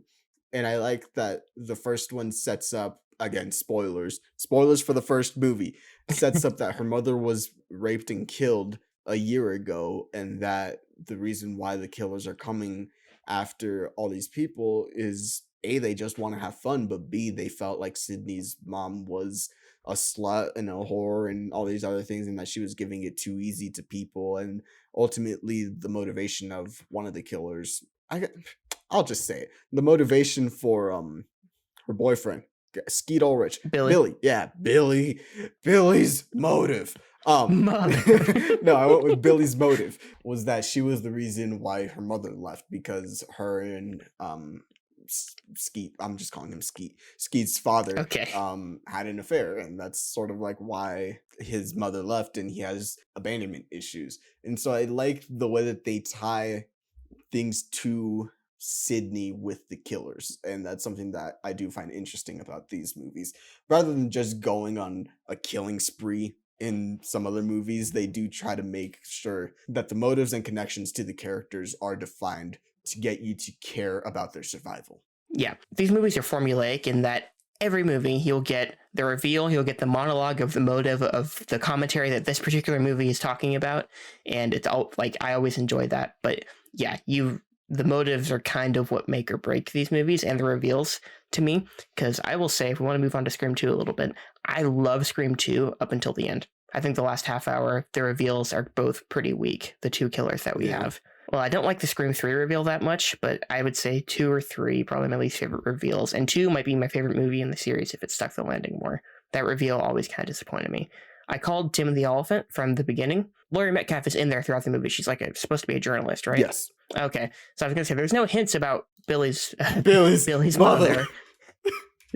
There's no real. I don't think there's any real hints about her being Billy's mother throughout the movie. I mean, I guess her being there is just kind of it, and you're supposed to kind of suspect her. But I don't know. I feel like the actual Billy's mother angle ultimately feels a bit unnecessary for what these movies are about. Yeah. Yeah, I don't know. It's just not, that reveal isn't particularly satisfying. I think the reveal in 3 is probably weaker overall. I think 3 is the weakest of these movies, I will say. Most people seem to have that opinion. 3 is still good overall.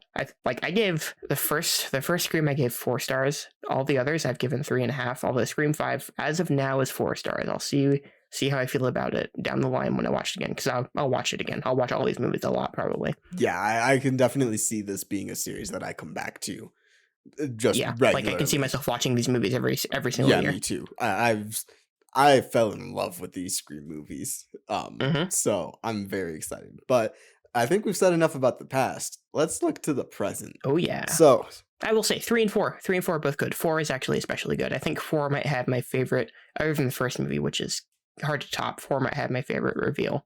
I would say it's hard to access for whatever stupid reason, but watch Scream 4 because Scream 4 is good. So, Scream 5, I guess we'll just go straight into spoiler thoughts. I really enjoyed this movie.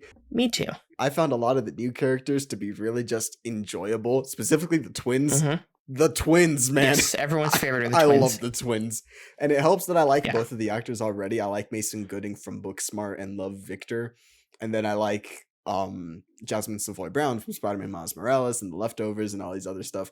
But both of them just have fun with these characters, which I think is something that Scream has always been, which is fun, and the characters are so defined by something that they are. You might not think that Chad is really that defined or whatever, but he just brings such a charisma to the role, and I love when they go back to the house and they're having that party, and he takes the shot and he's like, "For Wes, that beautiful bastard."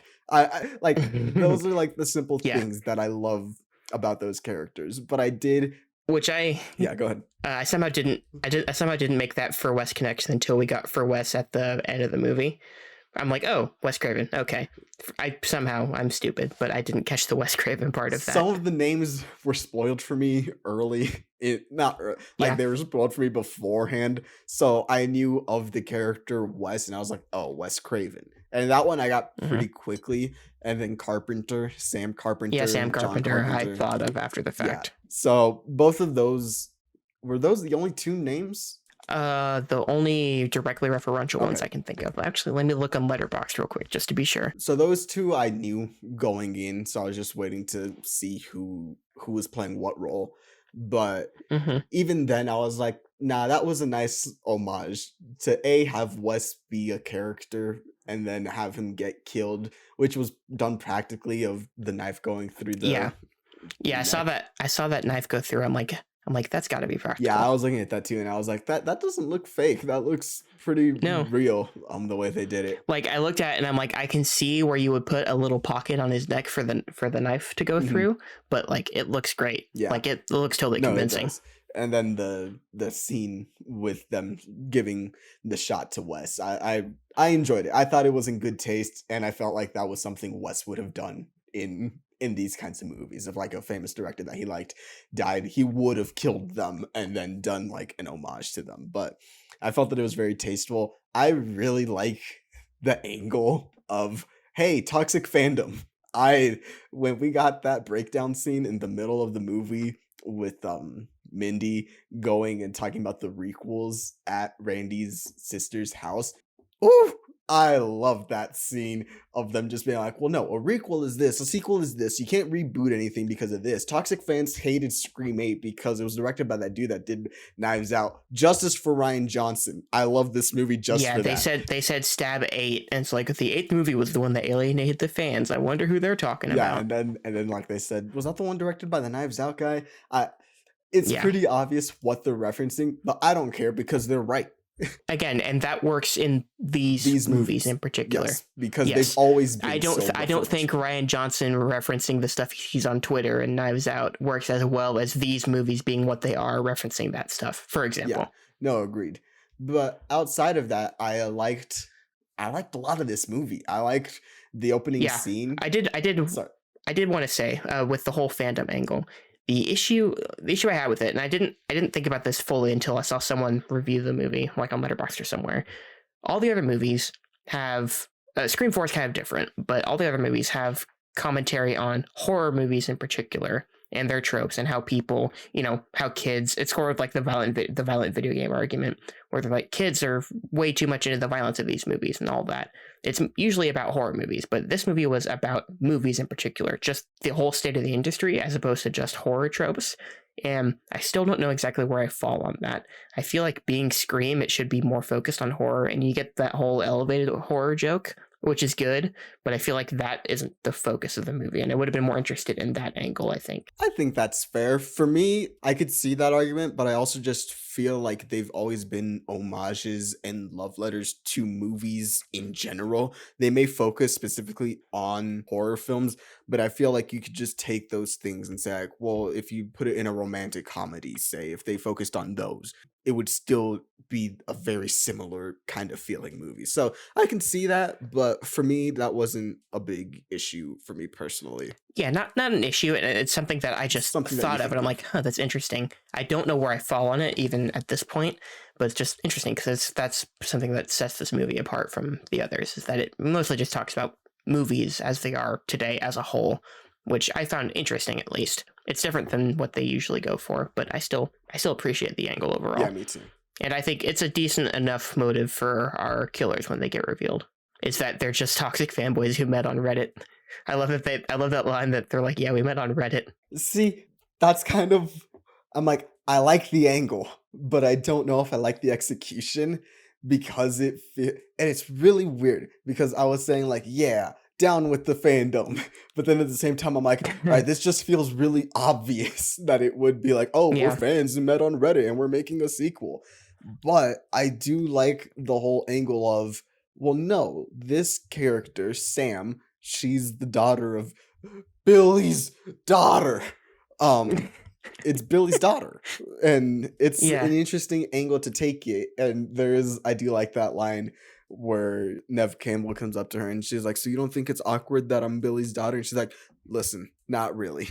And there are like some things like that, but I did like the angle of them being like, well, what better way to make a reboot of the Scream murders in Woodsboro than to have Billy's daughter be the person that we're killing and her be the main character and antagonist of the fans and all these other things. So I don't know how I feel about the execution of it. I think on a whole, I'm generally positive, but some of it just didn't really land for me in regards to the reveal of the motive, and the exposition of that was really long, and I don't feel like we needed as much exposition because so much of it was set up earlier in the film.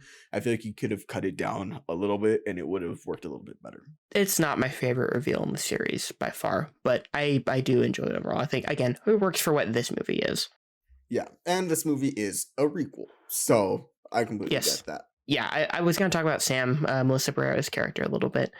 I feel like I'm kind of with people where I'm just like, she was, I don't know if disappointing is the word. She's just kind of fine. Like, it was just fine.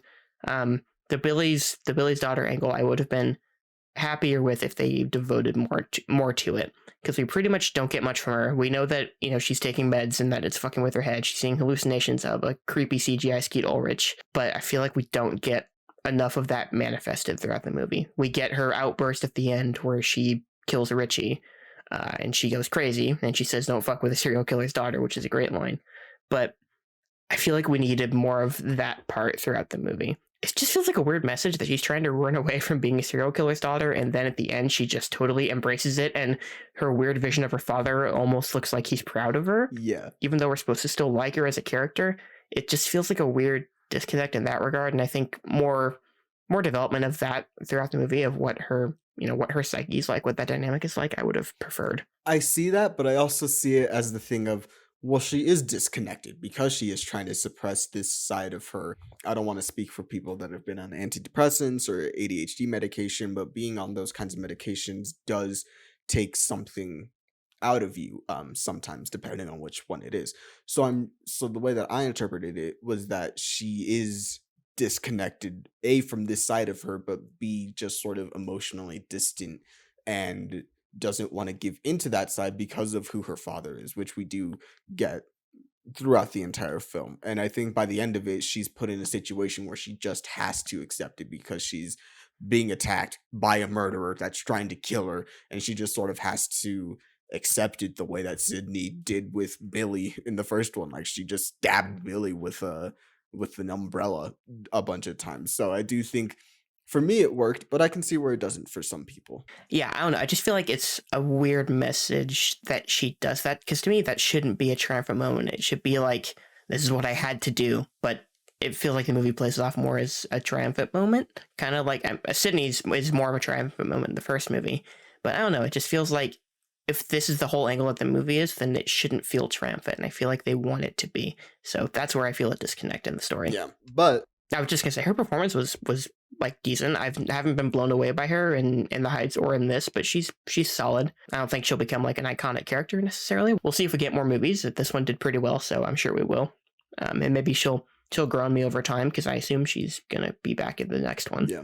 Which I'm just, in general, I'm curious to see what the next one will be. Whether we get Gale and Sydney at all, for one. It feels like a natural transition if they're handing the baton off, or I think they had a line where they like passing the torch, yeah, passing the torch, which is when Mikey Madison, Amber, Amber, played by Mikey Madison, when she gets on fire for the second movie after she was on fire in Once Upon a Time in Hollywood.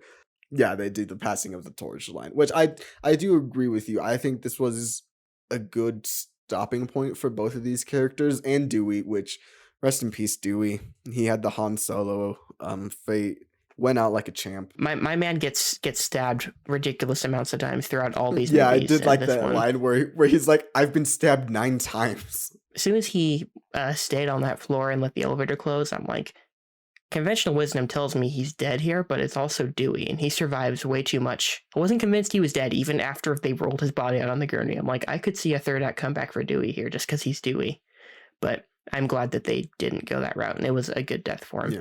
And I also, again, going back to that relationship, I love their scene together, the one scene that they have. I think, David Arquette and Courtney Cox, they went through a divorce not too long ago. I'm sure there was some real feelings there that they got to work through in that scene together, and I just felt it was palpable and felt it was real. But yeah, their one scene together, the fact that, they don't get to properly reconcile before he goes, like, that's heartbreaking. And I think that's, if anything were to properly actually convince Sydney to come back, that would be it. And I like that that's what it took to bring her back. Yeah, I agree with that. I feel like the way that each of them was integrated actually worked out pretty well. It wasn't so much of like, oh, we're all coming back for this. Like, Gale came back because of a story, but also because she cares about Dewey and she wants to make sure that he's safe. Yeah, Sydney's like, if this happens to Dewey, then it's worse than ever. Almost. Sydney's like, I don't want to come back. I have kids. I hope they are fine, but please just stay safe and don't do this. But he ultimately is like, well, shit, I'm the one that has to go do this. I'm the most connected. I've been here longest. I know the way that this works. And he's ultimately the one that's like,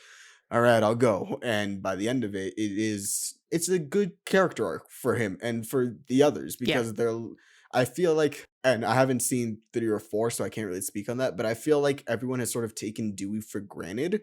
And this is, I feel him getting to ride off in the sunset on a triumphant, like, yeah, I was this character for this movie, and it was good. Yeah, and I like that he makes Richie from second one. He's like, always suspect the boyfriend.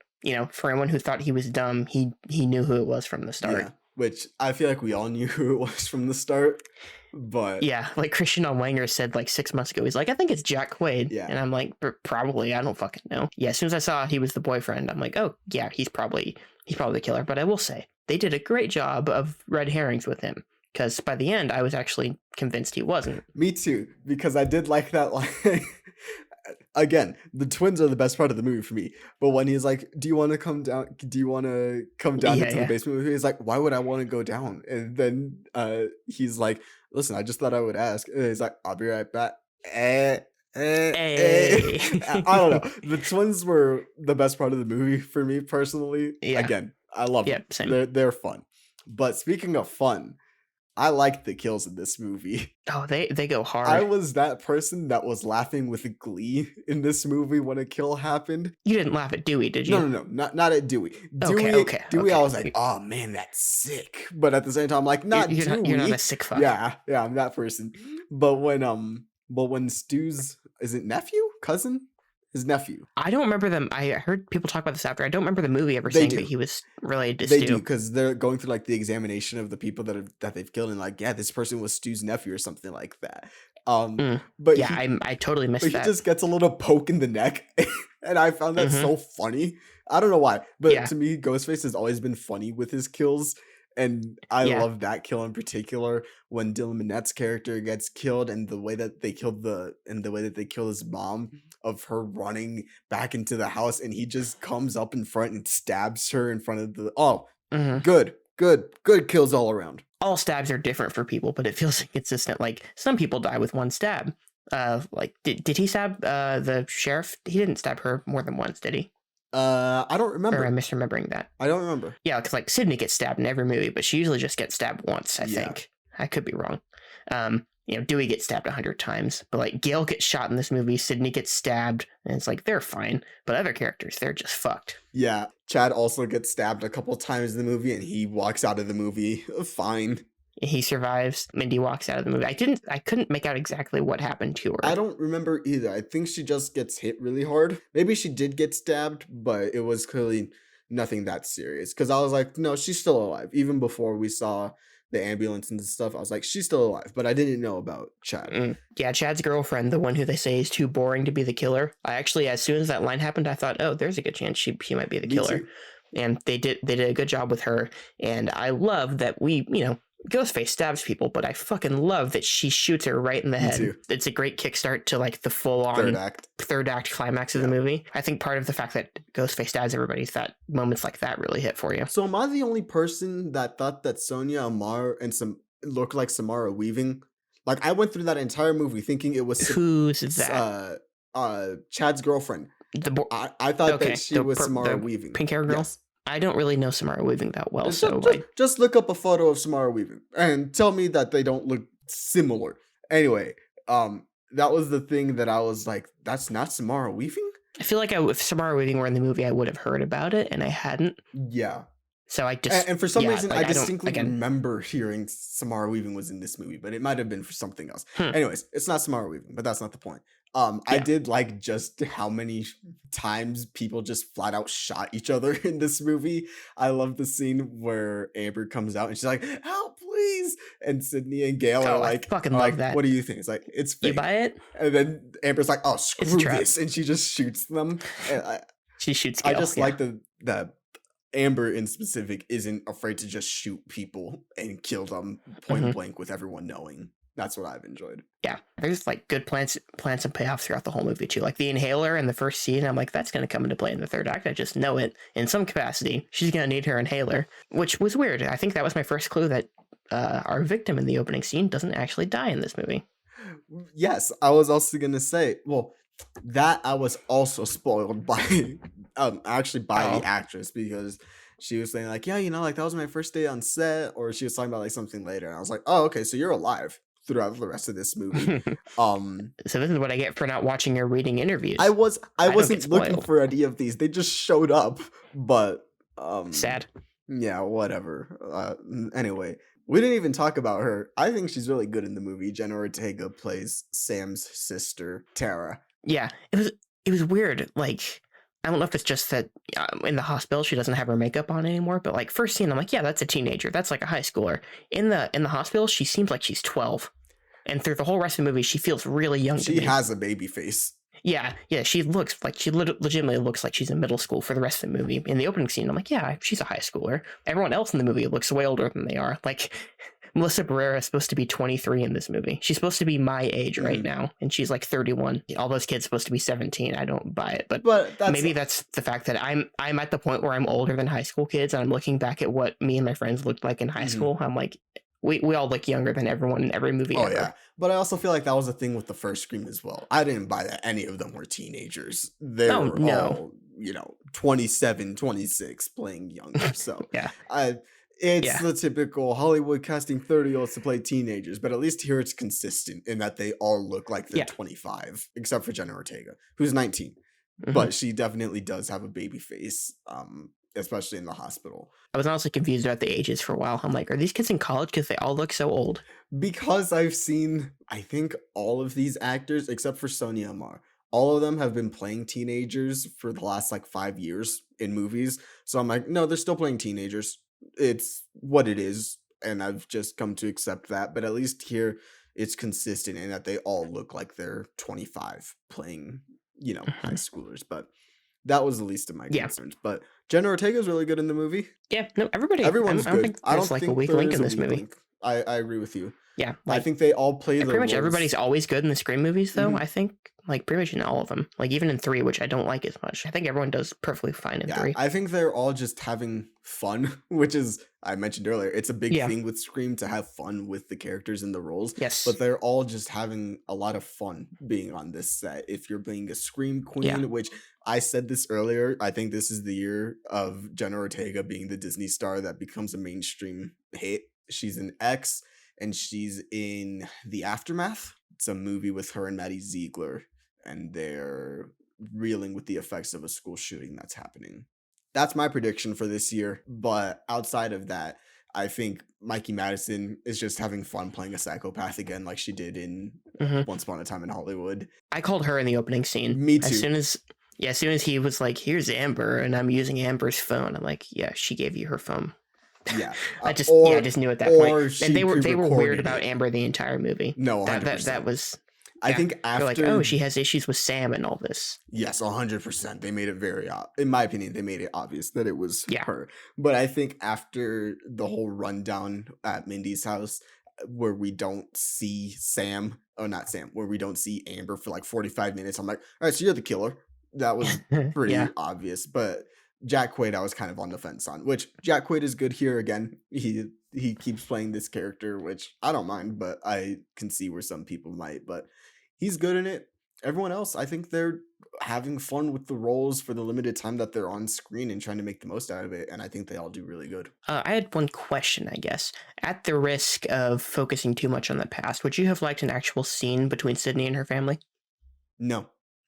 Because it felt weird to me that I assumed we would have cut back to her and seen her husband, but it just felt weird to me. She almost felt shortchanged in this movie because she's the star of this franchise, and it was bordering on almost not enough of her. I think if they showed her family, they would have been more of oh, she's gonna die this time. Because if you see a family and someone's like, I don't want to get back into this, chances are that they're gonna die. And so I don't think that they wanted to try to bring up those thoughts of, oh, she'll die at the end of this movie, like everyone else is gonna die in a Star Wars film or whatever. They just wanted to have her come in and... Oh, you wanted her to die? Well, no, I don't want her to die. I'm just saying the fact that you would think that it would be more convincing that she might die to people, to me, that's a good thing. If you're more convinced that your protagonist could actually die in this movie, to me, she's not the protagonist anymore. Yeah, I was going to say, she's not the protagonist. For me, this isn't her story. It's her, epilogue of this, of being basically, we're ending this tonight. And for me, it didn't bother me, but I can see where you're coming from if you wanted more to latch onto with that character in this movie. Yeah, it's not necessarily that I wanted more. I think I was surprised by the decision to not give us more because, by comparison, we got more, especially of Dewey, because Dewey was actually interacting with the other characters in the first half of the movie. Both Dewey and Gale felt like we got more in that regard than we got in Sydney. If we want to talk about Star Wars and Force Awakens comparisons, this is totally Dewey is Han, Gale is Leia, they've broken up between movies, and Sydney is Luke Skywalker, and that you don't get much of them in the first movie. Yeah. I mean, those are kind of how those archetypes always were, but it's funny how they're like all in their Force Awakens starting positions almost. Yeah, it is a nice, not nice. It is a thing that is prevalent in the movie of them sort of mimicking that while also doing the commentary on that. But yeah. yeah. I think it's missing social commentary, I think, by comparison. And it's talking about fandom, but it's still kind of related to movies. I think Scream 4, when you watch it, it has great social commentary beyond just movies, and I actually like, I think, that angle the most of any of these. And the first one too, because it's, like I said, it's kind of like the violent video games thing. There is a point when people are like, violent horror movies are corrupting our children. I like those angles where it actually talks about not just movie stuff, but also beyond. Yeah, which I can totally get. I've seen people say, like, the commentary's there, but it's surface level and it isn't trying to do anything other than call out this specific thing. So I've seen that before, but I think that's probably where, you're missing that Wes Craven touch here. These guys, the two directors, seem to love Scream. This is a love letter in a good way, not like in they have nothing more than nostalgia kind of way. This is a good love letter to Scream. But I think you're probably missing just that little bit with Wes Craven not being here anymore. Not as clever, which I agree with. It's not as clever. But I will say, yes, better and more clever than I thought it would be, for sure. I thought this movie would suck, honestly. Before I heard the reactions to it, I was expecting it to be bad. Yeah, well, I think when we saw the trailer, both of us were like, yeah, this looks, not great, and it'll just be throwaway or whatever. But I think this is a good, in my opinion. I know that some people have had different reactions to it, which is perfectly valid. I've enjoyed it, and I feel like this was a good requel, an end to the Prescott and Gale Weathers storyline, and Dewey, of course. So I liked it. I think it was pretty good.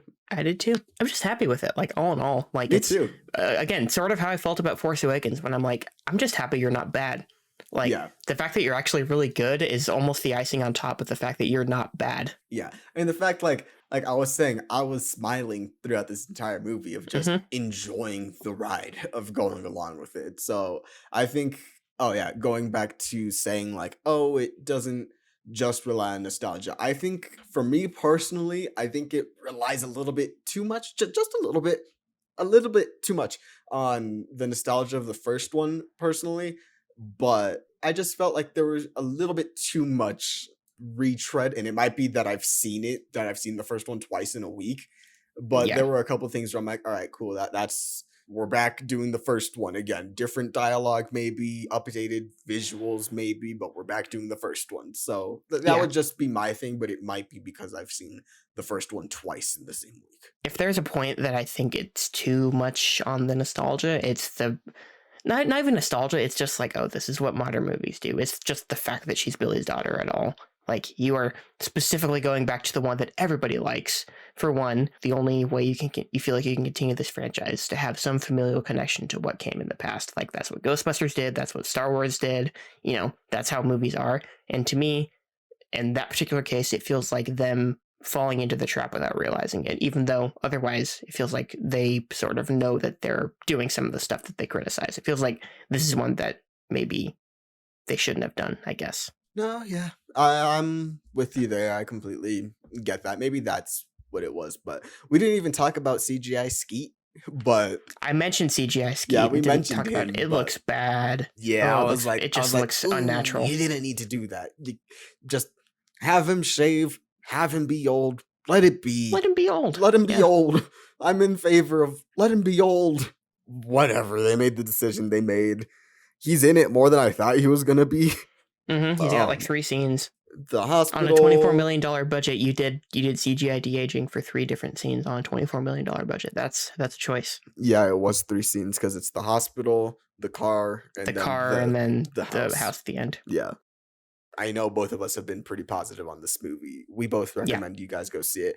If you haven't seen it and you're listening to our spoiler discussion, we don't know what you're doing, but we both enjoyed Scream 5 cream, as I've been calling it. 5 cream. Which I would give it 4 creams out of 5.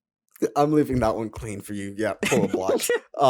I did see Melissa Barrera. She did post a photo, something like that had like hashtag 5Cream, and I was like, justice for 5Cream, because just call it Scream 5, but put the 5 in. I don't care.